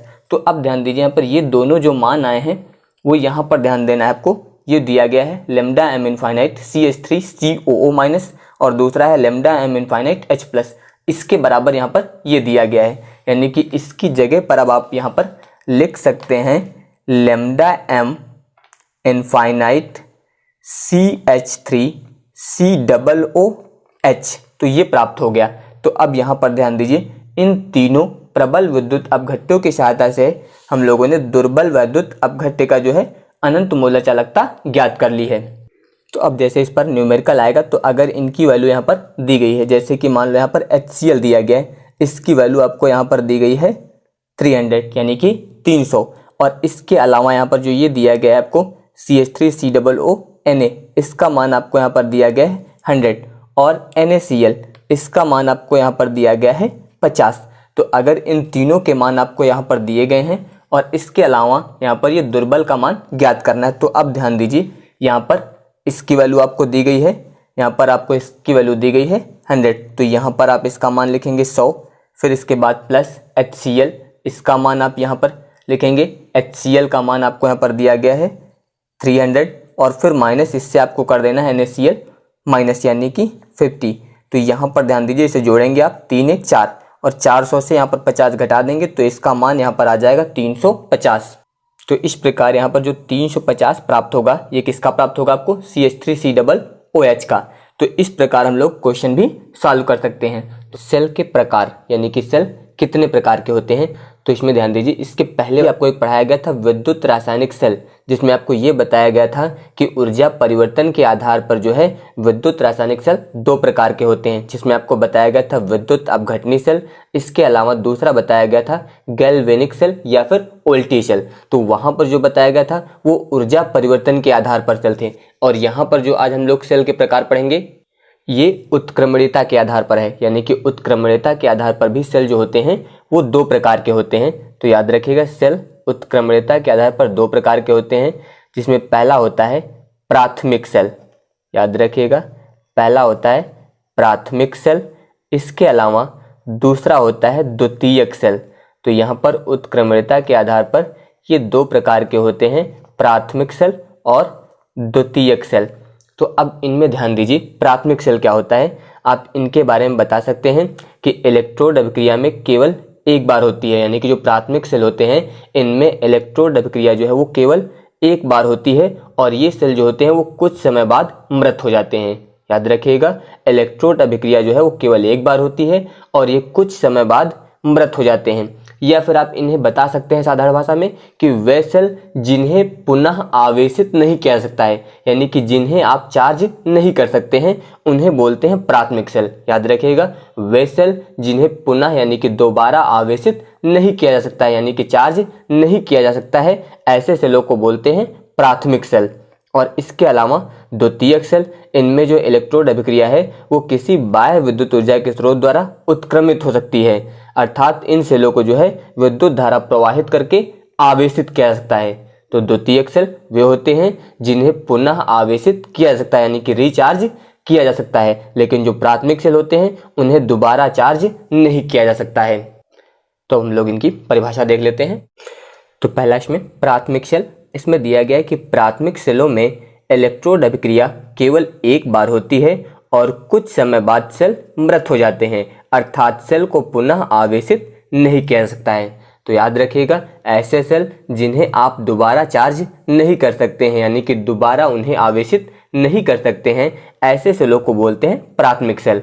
यहाँ पर ध्यान दीजिए, उदाहरण लिया गया है शुष्क सेल, इसके अलावा लेक्लांसे सेल या फिर मरकरी सेल। तो ये सेल जो होते हैं वो प्राथमिक सेल होते हैं, यानी कि इन्हें दोबारा चार्ज नहीं किया जा सकता है। इसके बाद द्वितीय सेल, इन सेलों में इलेक्ट्रोड अभिक्रिया किसी बाह्य विद्युत ऊर्जा स्रोत द्वारा उत्क्रमित हो सकती है, अर्थात इन सेलों को विद्युत धारा प्रवाहित करके पुनः आवेशित किया जा सकता है, यानी कि रिचार्ज किया जा सकता है। इनमें विद्युत ऊर्जा को संचित किया जा सकता है, यानी कि विद्युत ऊर्जा को जो है वो एकत्रित किया जा सकता है। अतः इन सेलों को संचयी सेल अथवा संग्रह सेल भी कहा जाता है।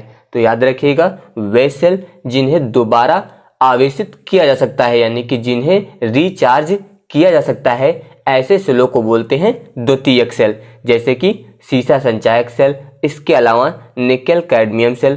तो यहाँ पर सीसा संचायक सेल और निकेल कैडमियम सेल जो होते हैं ये द्वितीयक सेल होते हैं, इन्हें आप रिचार्ज कर सकते हैं, यानी कि दोबारा आवेशित कर सकते हैं। तो याद रखिएगा इसमें कि वे सेल जिन्हें दोबारा चार्ज नहीं किया जा सकता है वो होते हैं प्राथमिक सेल, जैसे कि शुष्क सेल, लेक्लांसे सेल। इसके अलावा वे सेल जिन्हें दोबारा चार्ज किया जा सकता है, यानी कि रिचार्ज किया जा सकता है, ऐसे सेलों को बोलते हैं द्वितीयक सेल, जैसे कि सीसा संचायक सेल, इसके अलावा निकेल कैडमियम सेल।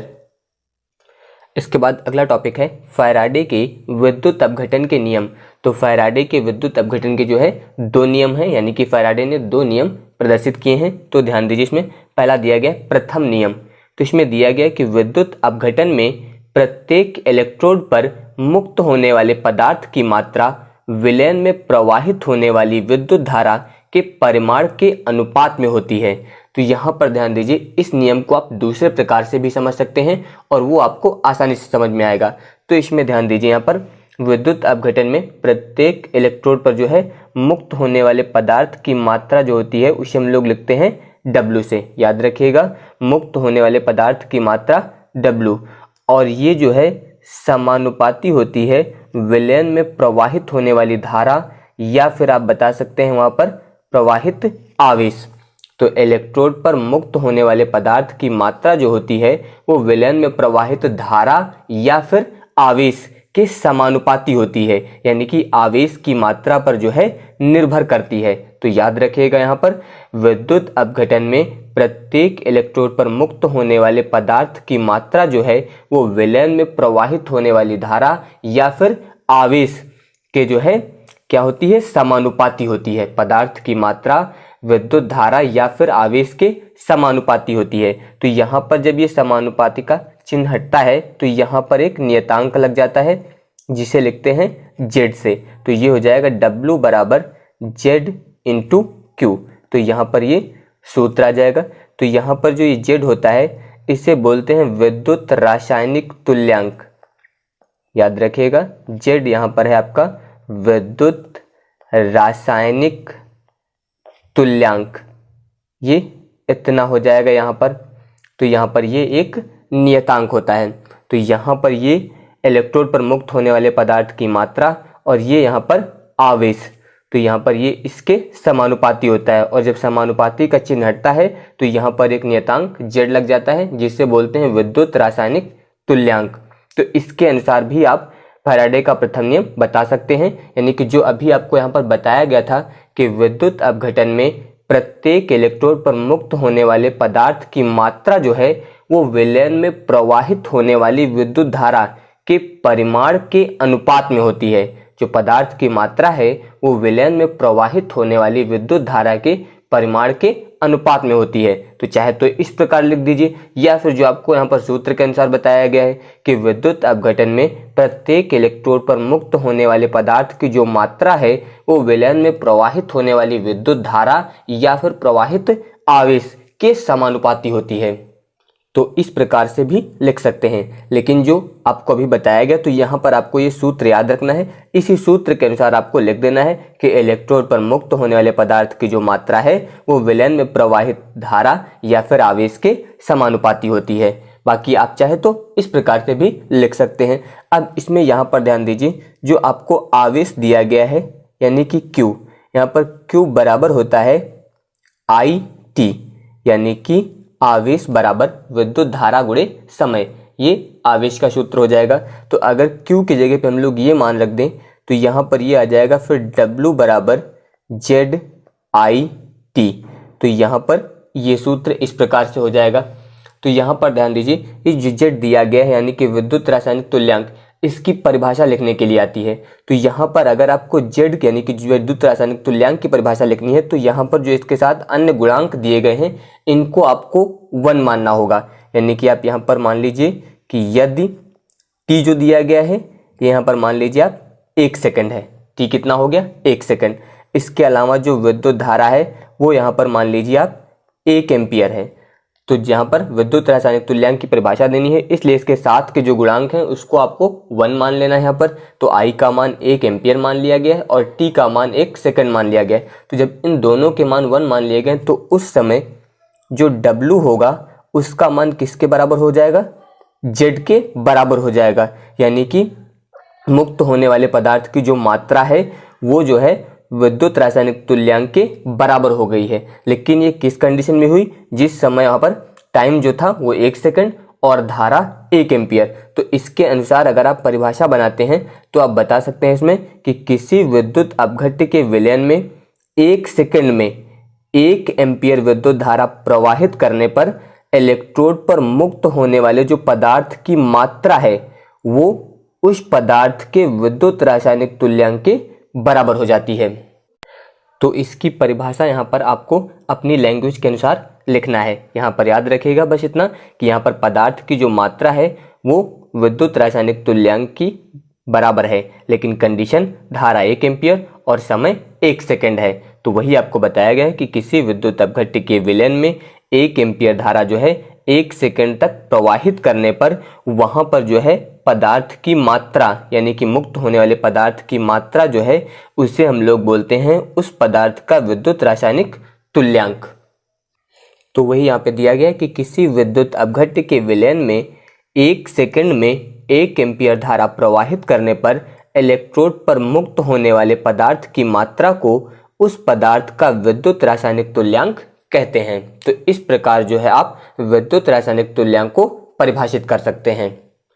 इसके बाद द्वितीय नियम यानी कि फैराडे का द्वितीय नियम। तो ध्यान दीजिए, यहाँ पर इस नियम के अनुसार बताया गया है कि जब विद्युत धारा की समान मात्रा विभिन्न विद्युत अपघट्यों में प्रवाहित की जाती है। तो यहाँ पर ध्यान दीजिए, इसमें बताया जा रहा है कि जब विद्युत धारा की समान मात्रा यानी कि विद्युत धारा जो है वो समान हो लेकिन विद्युत अपघट्य जो है वो विभिन्न यानी कि अलग अलग।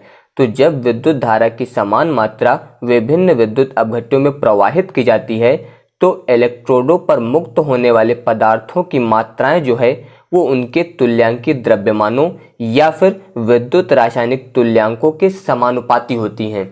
तो ध्यान दीजिए, यहाँ पर इससे आप पहले समझ लीजिए तो आपको यहाँ पर ये नियम आसानी से समझ में आ जाएगा।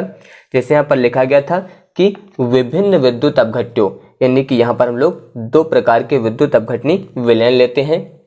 तो यहाँ पर ध्यान दीजिए, यहाँ पर 2 प्रकार के जो है विद्युत अपघटनी विलयन लिए गए हैं। ये आपका प्रथम विद्युत अपघट्य और इसके अलावा ये यहाँ पर हो जाएगा द्वितीय विद्युत अपघट्य। तो आपको बताया गया था कि विभिन्न विद्युत अपघट्यों में जो है समान मात्रा की विद्युत धारा यानी कि जो धारा इसमें प्रवाहित की जाए यानी कि I, वही धारा अगर इस विद्युत अपघट्य में भी प्रवाहित की जाती है। तो अगर विद्युत धारा की समान मात्रा जो है वो अलग अलग विद्युत अपघट्यों में प्रवाहित की जाती है तो इलेक्ट्रोडों पर मुक्त होने वाले पदार्थों की मात्राएं यानी कि जैसे इस पदार्थ की मात्रा हम लोग मान लेते हैं यहाँ पर W1 और यहाँ पर इस पदार्थ की मात्रा मान लेते हैं W2।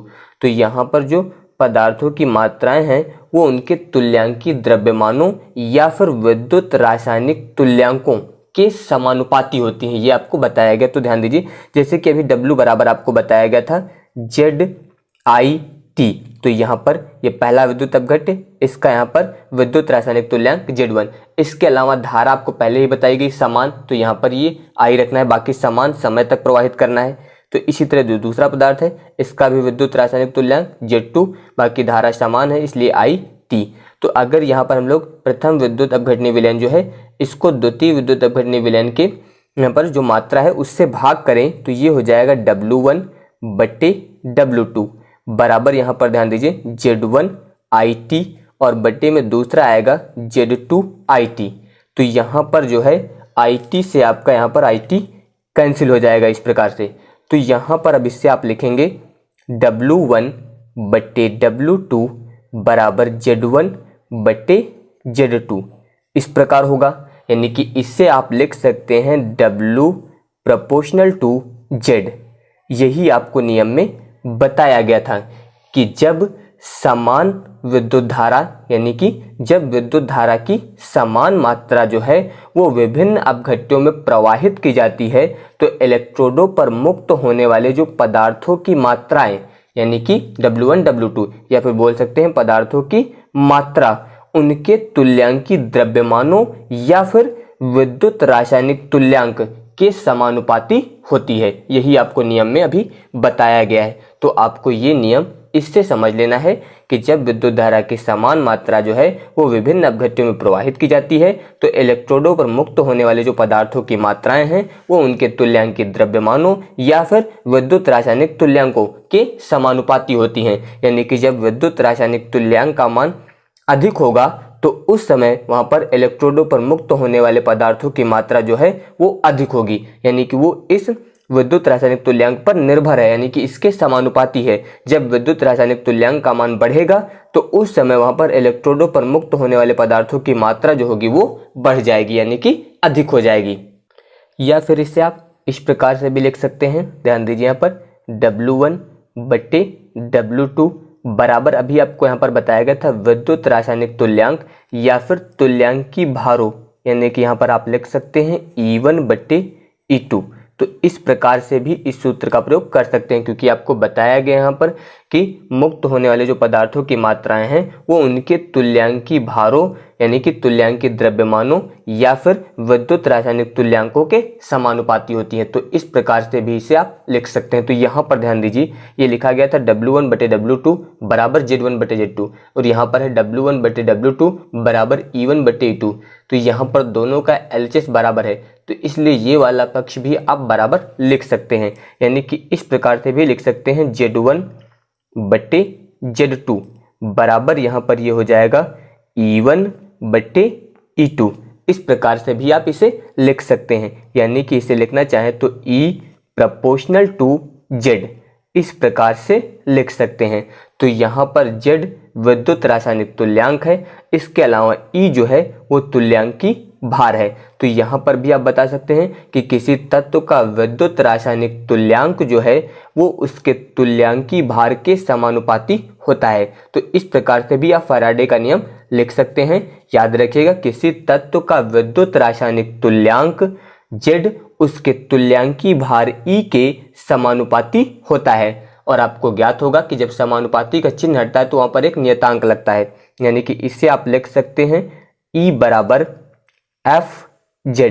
तो यहाँ पर जो F लिखा गया है ये फैराडे नियतांक है और यहाँ पर फैराडे नियतांक जो F होता है इसका मान होता है यहाँ पर 96,500, यानी कि ये F का मान होता है। तो चाहे तो आप इसी सूत्र को ऐसे भी लिख सकते हैं, E बराबर यहाँ पर हो जाएगा 96,500 और इंटू में Z। तो इस प्रकार से भी आप ये सूत्र लिख सकते हैं। विद्युत रासायनिक श्रेणी यानी कि विद्युत रासायनिक श्रेणी क्या होती है और इससे संबंधित क्वेश्चन किस प्रकार से पेपर में आते हैं। तो अब ध्यान दीजिए, यहाँ पर विद्युत रासायनिक श्रेणी को पढ़ने से पहले ध्यान दीजिए, जैसे कि यहाँ पर हम लोग कुछ तत्व लेते हैं, जैसे कि इसमें लेते हैं हम लोग सोडियम। तो यहाँ पर ये लिया गया है पहले सोडियम, इसके अलावा यहाँ पर ले लेते हैं गोल्ड यानी कि Au और यहाँ पर हम लोग ले लेते हैं मैग्नीशियम यानी कि Mg और यहाँ पर कॉपर यानी कि Cu। तो ध्यान दीजिए यहाँ पर ये 4 तत्व लिए गए हैं। तो अगर हम लोग इनके यहाँ पर अपचयन विभव लिखें यानी कि अपचयन इलेक्ट्रोड विभव, तो ध्यान दीजिए जो सोडियम होता है इसका अपचयन इलेक्ट्रोड विभव होता है -2.71 वोल्ट। इस प्रकार से होता है यहाँ पर, ये यहाँ पर इतना होता है।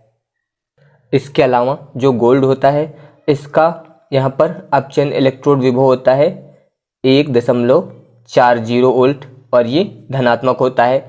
इसके अलावा मैग्नीशियम जो होता है इसका होता है -2.37 वोल्ट। इसी प्रकार से कॉपर का होता है +0.34। तो यहाँ पर ध्यान दीजिए ये 4 तत्व लिए गए हैं और यहाँ पर इन चारों तत्वों के जो है अपचयन इलेक्ट्रोड विभव लिए गए। तो जब विभिन्न तत्वों को उनके अपचयन इलेक्ट्रोड विभव के बढ़ते हुए क्रम में रखा जाए तो जो श्रेणी बनती है उसे बोलते हैं विद्युत रासायनिक श्रेणी। याद रखिएगा आप लोग यहाँ पर कि विभिन्न तत्वों को उनके बढ़ते हुए अपचयन इलेक्ट्रोड विभवों के क्रम में रखने पर जो श्रेणी प्राप्त होती है उसे हम लोग बोलते हैं विद्युत रासायनिक श्रेणी। जैसे कि यहाँ पर ध्यान दीजिए आप, इसमें यहाँ पर दिया गया -2.71, तो यहाँ पर ये -2.71 है और ये -2.37 है। तो यहाँ पर जो सबसे कम विभव है वो सोडियम का है, यानी कि ये सबसे कम है यहाँ पर सोडियम का। फिर इसके बाद यहाँ पर ध्यान दीजिए इससे जो थोड़ा सा अधिक है वो होगा मैग्नीशियम का, यानी कि -2.37, यानी कि सबसे कम यहाँ पर है सोडियम का। इसके बाद इससे थोड़ा सा अधिक यहाँ पर हो जाएगा मैग्नीशियम का। इसके बाद ध्यान दीजिए इसके बाद किसका होगा फिर कॉपर का, यानी कि Cu, और फिर इसके बाद किसका आएगा गोल्ड यानी कि Au। तो यहाँ पर ध्यान दीजिए इस क्रम में जो है यहाँ पर अपचयन इलेक्ट्रोड विभव बढ़ रहा है, यानी कि सबसे अधिक किसका है Au का, फिर उससे कम किसका है कॉपर यानी कि Cu का, फिर उससे कम मैग्नीशियम का और सबसे कम सोडियम का। तो यहाँ पर इस तरफ जाने पर यानी कि इनके अपचयन इलेक्ट्रोड विभव बढ़ते हैं। तो विभिन्न तत्वों को उनके बढ़ते हुए अपचयन इलेक्ट्रोड विभव के क्रम में रखने पर जो श्रेणी प्राप्त होती है उससे हम लोग बोलते हैं विद्युत रासायनिक श्रेणी। तो अब ध्यान दीजिए यहाँ पर, तो वही यहाँ पे लिखा गया है कि विभिन्न तत्वों को उनके बढ़ते हुए अपचयन इलेक्ट्रोड विभवों के क्रम में रखने पर जो श्रेणी प्राप्त होती है उसे विद्युत रासायनिक श्रेणी कहा जाता है। तो यहाँ पर ध्यान दीजिए हम लोग कुछ धातुओं का क्रम लिखते हैं। तो ध्यान दीजिए सबसे पहले यहाँ पर होगा यानी कि सबसे कम होगा लिथियम यानी कि Li। लिथियम के बाद होता है फिर पोटेशियम, इसका प्रतीक होता है K। फिर इसके बाद सोडियम यानी कि Na। फिर इसके बाद होता है मैग्नीशियम यानी कि Mg। फिर इसके बाद Al यानी कि एल्यूमिनियम। फिर इसके बाद लिखते हैं Zn यानी कि जिंक होता है। फिर इसके बाद Cr यानी कि क्रोमियम। फिर इसके बाद Fe यानी कि आयरन। इसके बाद Co यानी कि कोबाल्ट। इसके बाद Ni यानी कि निकेल। इसके बाद Sn यानी कि स्टेनलेस स्टील। इसके बाद होता है Pb यानी कि लेड। इसके बाद H यानी कि हाइड्रोजन। इसके बाद Cu यानी कि कॉपर। इसके बाद Cu के बाद होता है Hg यानी कि मरकरी। इसके बाद Ag यानी कि सिल्वर। इसके बाद Au यानी कि गोल्ड। तो इस प्रकार यहाँ पर ये एक श्रेणी बनाई गई है। तो ये जो श्रेणी प्राप्त हुई है ये होती है विद्युत रासायनिक श्रेणी। तो यहाँ पर जो तत्व दिए गए हैं इनको जो है अपचयन इलेक्ट्रोड विभव के बढ़ते हुए क्रम में रखा गया है। इसी से आपको 4 तत्व अभी आपको बताया गया था, जिसमें आपको बताया गया था सोडियम, मैग्नीशियम, इसके अलावा कॉपर और फिर गोल्ड। तो यहाँ पर ध्यान दीजिए ये सोडियम पहले है यानी कि इसका अपचयन इलेक्ट्रोड विभव कम होता है। फिर इससे अधिक किसका होता है मैग्नीशियम का। फिर इससे अधिक कॉपर का। फिर इससे अधिक गोल्ड का। तो इस प्रकार जो ये श्रेणी प्राप्त होती है इसे हम लोग बोलते हैं विद्युत रासायनिक श्रेणी। तो इसमें आप याद रखिएगा यहाँ पर कि तत्वों को उनके बढ़ते हुए अपचयन इलेक्ट्रोड विभव के क्रम में रखने पर जो श्रेणी प्राप्त होती है उससे विद्युत रासायनिक श्रेणी कहा जाता है। अब इसके बाद विद्युत रासायनिक श्रेणी के अनुप्रयोग यानी कि इस श्रेणी के क्या क्या अनुप्रयोग हैं। तो अब ध्यान दीजिए, इसमें पहला दिया गया कि विद्युत रासायनिक श्रेणी में ऊपर से नीचे की ओर जाने पर धातुओं की रासायनिक सक्रियता तथा धन विद्युतीय लक्षण क्रमशः घटते हैं। तो अब ध्यान दीजिए, ऊपर से नीचे का मतलब यहाँ पर पहले से है, ऊपर का मतलब पहले से, जो यहाँ पर तत्व पहले लिया गया है यानी कि Li, तो इसका मतलब ये सबसे ऊपर है। इसके बाद कौन सा है, K यानी कि पोटेशियम, तो ये इसके नीचे है। K के बाद कौन सा है, सोडियम, तो सोडियम यानी कि ये पोटेशियम के नीचे है। तो ऊपर का मतलब यहाँ पर जो तत्व सबसे पहले लिया गया है, और नीचे का मतलब यहाँ पर उसके बाद वाला तत्व। जैसे यहाँ पर लिथियम और पोटेशियम, तो लिथियम जो है वो पोटेशियम के ऊपर है इसका मतलब, और पोटेशियम जो है वो लिथियम के नीचे है। तो ऊपर का मतलब यहाँ पर पहले वाला तत्व, और नीचे का मतलब यहाँ पर उसके बाद आने वाला तत्व, वो नीचे का तत्व होगा। तो वही यहाँ पे लिखा गया कि विद्युत रासायनिक श्रेणी में ऊपर से नीचे की ओर जाने पर, यानी कि जब हम लोग यहाँ पर लिथियम के बाद पोटेशियम, पोटेशियम के बाद सोडियम, सोडियम के बाद मैग्नीशियम, इस प्रकार जाते हैं, तो धातुओं की रासायनिक सक्रियता घटती है, और इसके अलावा धन विद्युतीय लक्षण क्रमशः घटते हैं। यानी कि ऊपर से नीचे जाने पर सक्रियता और इसके अलावा धन विद्युतीय लक्षण जो है वो घटते हैं। इसके बाद ध्यान दीजिए, अगला पॉइंट दिया गया कि विद्युत रासायनिक श्रेणी में उच्च विद्युत धनात्मक तत्व निम्न विद्युत धनात्मक तत्वों को उनके लवणों के विलयन से विस्थापित कर देते हैं। तो यहाँ पर ध्यान दीजिए, इसमें दिया गया कि विद्युत रासायनिक श्रेणी में उच्च विद्युत धनात्मक तत्व, जो उच्च विद्युत धनात्मक तत्व हैं वो निम्न विद्युत धनात्मक तत्वों को उनके लवणों के विलयन से विस्थापित कर देते हैं। तो यहाँ पर ध्यान दीजिए, तो यहाँ पर जो ये दिया गया है उच्च विद्युत धनात्मक तत्व, इसका मतलब यहाँ पर ऊपर या फिर कह सकते हैं कि पहले स्थित तत्व, और निम्न विद्युत धनात्मक तत्व का मतलब नीचे या फिर बाद में स्थित तत्व। तो जो ऊपर स्थित तत्व होते हैं वो नीचे स्थित तत्वों को जो है उनके लवणों के विलयन से विस्थापित कर देते हैं। जैसे कि यहाँ पर ध्यान दीजिए, यहाँ पर जैसे कि मान लीजिए यहाँ पर हम लोग लेते हैं जिंक यानी कि Zn, और इसके अलावा दूसरा लेते हैं यहाँ पर कॉपर सल्फेट का विलयन। तो जिंक कॉपर सल्फेट के विलयन से कॉपर को जो है वो विस्थापित कर देगा।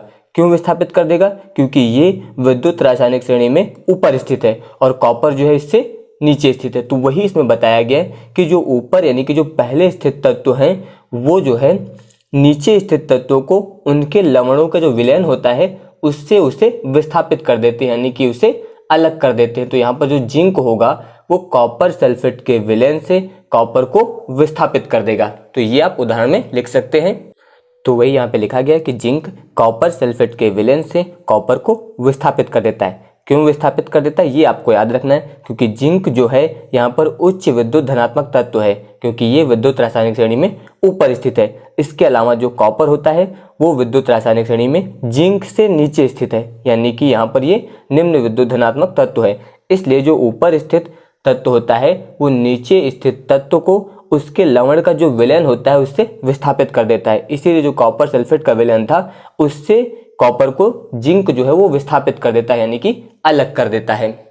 इसके बाद तीसरा दिया गया कि जिन धातुओं के मानक अपचयन विभव का मान हाइड्रोजन के सापेक्ष ऋणात्मक होता है वे अम्लों के विलयन से हाइड्रोजन विस्थापित कर देती हैं। तो ये याद रखिएगा कि जिन धातुओं के मानक अपचयन विभव का मान जो है वो हाइड्रोजन के सापेक्ष ऋणात्मक होता है वे अम्ल के विलयन से जो है हाइड्रोजन को विस्थापित कर देती है, यानी कि हाइड्रोजन को अम्ल के विलयन से अलग कर देती हैं। इसके बाद अगला दिया गया है कि विद्युत रासायनिक श्रेणी में ऊपर से नीचे की ओर जाने पर धातुओं की अपचायक क्षमता घटती है, क्योंकि मानक अपचयन विभव के मान बढ़ते हैं। क्योंकि अभी आपको बताया गया था कि विद्युत रासायनिक श्रेणी में जो तत्व रखे गए हैं उनको वहां पर अपचयन इलेक्ट्रोड विभव के बढ़ते हुए क्रम में रखा गया है, यानी कि ऊपर से नीचे जाने पर वहां पर अपचयन इलेक्ट्रोड विभव का मान बढ़ता है, लेकिन उनकी जो अपचायक क्षमता होती है वो घटती जाती है ऊपर से नीचे जाने पर, यानी कि पहले से बाद में जाने पर कह सकते हैं, या फिर आप ऊपर से नीचे जाने पर धातुओं की जो अपचायक क्षमता है वो घटती जाती है। तो वही इसमें बताया गया कि विद्युत रासायनिक श्रेणी में ऊपर से नीचे की ओर जाने पर धातुओं की अपचायक क्षमता घटती है। और क्यों घटती है, क्योंकि मानक अपचयन विभव के मान जो है वो बढ़ते जाते हैं। इसके बाद ध्यान दीजिए, अगला दिया गया है कि इस श्रेणी में आयरन से नीचे स्थित धातुओं के ऑक्साइडों का हाइड्रोजन द्वारा अपचयन हो जाता है। यानी कि जो विद्युत रासायनिक श्रेणी दी गई है इसमें आयरन से नीचे स्थित, आयरन से जो भी तत्व नीचे स्थित हैं वो धातुओं के ऑक्साइडों का हाइड्रोजन द्वारा जो है अपचयन हो जाता है। तो ध्यान दीजिए श्रेणी में, तो यहाँ पर ध्यान दीजिए, जैसे ये हाइड्रोजन दिया गया तो हाइड्रोजन से नीचे यहाँ पर कौन कौन सा दिया गया आपको, कॉपर, मरकरी, सिल्वर, इसके अलावा Au यानी कि गोल्ड। तो हाइड्रोजन से नीचे जितने भी उपस्थित होते हैं यहाँ पर उनका जो है मान क्या होता है, यहाँ पर ये हाइड्रोजन द्वारा अपचयित हो जाते हैं, और जो तत्व हाइड्रोजन से ऊपर स्थित होते हैं वो अपचयित नहीं होते हैं। तो वही इसमें बताया गया था कि इस श्रेणी में आयरन से नीचे स्थित धातुओं के ऑक्साइडों का जो है वो हाइड्रोजन द्वारा अपचयन हो जाता है। इसके बाद ध्यान दीजिए अगला यहाँ पर दिया गया कि जिन पदार्थों के रेडॉक्स युग्मों के मानक अपचयन विभव अधिक यानी कि धनात्मक होते हैं वे प्रबल आक्सीकारक होते हैं, तथा जिन पदार्थों के मानक अपचयन विभव का मान अधिक यानी कि ऋणात्मक होता है वे प्रबल अपचायक होते हैं। तो याद रखिएगा इसमें यह बताया गया कि जिन पदार्थों के रेडॉक्स युग्मों के मानक अपचयन विभव अधिक यानी कि धनात्मक होते हैं, तो मानक अपचयन विभव का मान अगर धनात्मक है तो वे प्रबल आक्सीकारक होते हैं। याद रखिएगा धनात्मक होने पर वे प्रबल आक्सीकारक होते हैं, तथा जिन पदार्थों के मानक अपचयन विभव का मान अधिक यानी कि ऋणात्मक होता है, अधिक ऋणात्मक होने पर वे प्रबल अपचायक होते हैं। तो अगर अधिक धनात्मक है तो प्रबल आक्सीकारक होते हैं, और अगर अधिक ऋणात्मक है तो वो प्रबल अपचायक होते हैं। इसके बाद इसमें दिया गया कि इस श्रेणी में Hg यानी कि मरकरी तथा इससे नीचे की धातुओं के ऑक्साइड गर्म करने पर स्वतः धातु में अपघटित हो जाते हैं। यानी कि जो मरकरी है उससे नीचे जितनी भी धातुएं हैं उनको गर्म करने पर वो स्वतः धातु में अपघटित हो जाते हैं। तो वही लिखा गया कि इस श्रेणी में मरकरी तथा इससे नीचे की धातुओं के जो ऑक्साइड हैं वो गर्म करने पर स्वतः धातु में अपघटित हो जाते हैं। तो धातुओं के जो ऑक्साइड हैं उनको गर्म करने पर पुनः जो है धातु में अपघटित हो जाते हैं। तो अब ध्यान दीजिए इसमें किस प्रकार के क्वेश्चन आते हैं। जैसे कि दिया गया कि धातु जो हाइड्रोक्लोरिक अम्ल से H2 यानी कि हाइड्रोजन विस्थापित नहीं करती है वह है। तो यहाँ पर ध्यान दीजिए आपको 4 धातुओं के नाम दिए गए और इसमें से ये पूछा गया है कि इन धातुओं में से कौन सी ऐसी धातु है जो हाइड्रोक्लोरिक अम्ल से H2 यानी कि हाइड्रोजन को विस्थापित नहीं करती है। तो इन चारों धातुओं में से आपको एक धातु का नाम बताना है जो कि हाइड्रोक्लोरिक अम्ल से H2 को विस्थापित नहीं करती है। तो अब इसके लिए आपको विद्युत रासायनिक श्रेणी पता होना चाहिए। तो अब ध्यान दीजिए यहाँ पर 4 धातुएं कौन कौन सी हैं। एक है जिंक, इसके अलावा कॉपर, मैग्नीशियम और एल्यूमिनियम। तो यहाँ पर जो हाइड्रोजन होता है विद्युत रासायनिक श्रेणी में हाइड्रोजन के बाद Cu यानी कि, तो इसमें हाइड्रोजन जो है वो Cu से ऊपर है, यानी कि कॉपर जो है वो हाइड्रोजन के नीचे होगा। इसके अलावा इसमें जितने भी धातुएं हैं यानी कि जिंक, इसके अलावा यहाँ पर आपको दिया गया है मैग्नीशियम और इसके अलावा आपको यहाँ पर दिया गया है एल्यूमिनियम। तो मैग्नीशियम, इसके अलावा एल्यूमिनियम और जिंक, ये सब जो है वो हाइड्रोजन से ऊपर हैं। विद्युत रासायनिक श्रेणी में Mg यानी कि मैग्नीशियम, इसके अलावा एल्यूमिनियम, इसके अलावा जिंक, ये सभी जो है विद्युत रासायनिक श्रेणी में हाइड्रोजन से ऊपर स्थित हैं। लेकिन जो कॉपर है यानी कि Cu, ये हाइड्रोजन से नीचे उपस्थित है। तो इससे हम लोगों को ये पता चल जाता है कि यहाँ पर Mg, Al और Zn ये जो है हाइड्रोजन से अधिक प्रबल अपचायक है, लेकिन जो Cu है ये हाइड्रोजन से कम प्रबल अपचायक है। इसलिए यहाँ पर Cu जो होगा ये हाइड्रोक्लोरिक अम्ल से हाइड्रोजन को विस्थापित नहीं कर पाएगा, लेकिन Mg, Al और Zn जो है यहाँ पर हाइड्रोक्लोरिक अम्ल से H2 को विस्थापित कर देंगे। तो यहाँ पर याद रखना है आपको Cu एक दुर्बल अपचायक है, इसलिए ये हाइड्रोजन को विस्थापित नहीं कर पाएगा। तो आपको याद रखना है कि विद्युत रासायनिक श्रेणी में कॉपर जो है वो हाइड्रोजन से नीचे स्थित है, इसलिए ये हाइड्रोजन से दुर्बल अपचायक है, इसलिए ये यहाँ पर हाइड्रोक्लोरिक अम्ल से H2 को विस्थापित नहीं कर पाएगी। यानी कि यहाँ पर जो क्वेश्चन दिया गया था कि धातु जो हाइड्रोक्लोरिक अम्ल से H2 विस्थापित नहीं करती है वो कौन सी होगी, कॉपर। तो इस प्रकार के क्वेश्चन पेपर में आते हैं। इसके बाद ध्यान दीजिए अगला क्वेश्चन लिया गया कि प्रबलतम अपचायक है। तो यहाँ पर ध्यान दीजिए Li यानी कि लिथियम, सोडियम, पोटेशियम, इसके अलावा यहाँ पर ये CS लिया गया है। तो इसमें से आपको बताना है कि प्रबलतम अपचायक कौन है। तो तो आपको बताया गया था अभी विद्युत रासायनिक श्रेणी के अनुप्रयोग में कि विद्युत रासायनिक श्रेणी में ऊपर से नीचे की ओर जाने पर तत्वों की अपचायक क्षमता घटती है। तो ऊपर से नीचे जाने पर अपचायक क्षमता जो है वो घटती है यहाँ पर। और घटती क्यों है? क्योंकि बताया गया था कि मानक अपचयन विभव के मान बढ़ते हैं। तो ऊपर से नीचे जाने पर मानक अपचयन विभव के मान बढ़ते हैं। इसके अलावा जो अपचायक क्षमता होती है वो घटती है। तो विद्युत रासायनिक श्रेणी में सबसे ऊपर आपको कौन सा बताया गया था? लिथियम यानी कि Li। इसलिए इसका मानक अपचयन विभव, और इसका मानक अपचयन विभव होता है -3.04 वोल्ट। तो लिथियम का ये मानक अपचयन विभव होगा। तो यहाँ पर ये सबसे कम होगा, क्योंकि आपको बताया गया है कि मानक अपचयन विभव के बढ़ते क्रम में रखा जाता है। तो ये सबसे ऊपर रखा गया है, इसलिए इसका मानक अपचयन विभव कम होगा यहाँ पर। तो इससे ये ज्ञात हो जाएगा कि जब मानक अपचयन विभव कम होगा तो इसका मतलब सबसे अधिक प्रबलतम अपचायक कौन सा हो जाएगा यहाँ पर? लिथियम, क्योंकि ये धातु जो है प्रबलतम अपचायक हो जाएगी। तो यहाँ पर इसका आंसर कौन सा होगा? लिथियम। क्यों होगा? याद रखना आपको कि विद्युत रासायनिक श्रेणी में ऊपर से नीचे की ओर जाने पर तत्वों की अपचायक क्षमता घटती है, क्योंकि मानक अपचयन विभव के मान जो है वो बढ़ते जाते हैं। और विद्युत रासायनिक श्रेणी में Li का जो स्थान है वो सबसे ऊपर है, और इसका मानक अपचयन विभव -3.04 वोल्ट है। इससे हम लोगों को ये ज्ञात हो जाता है कि लिथियम जो है वो प्रबलतम अपचायक है। तो ये इसका आंसर होगा। तो अगर आप सभी को ये वीडियो पसंद आया हो तो इस वीडियो को लाइक, शेयर और सब्सक्राइब जरूर करिएगा। धन्यवाद।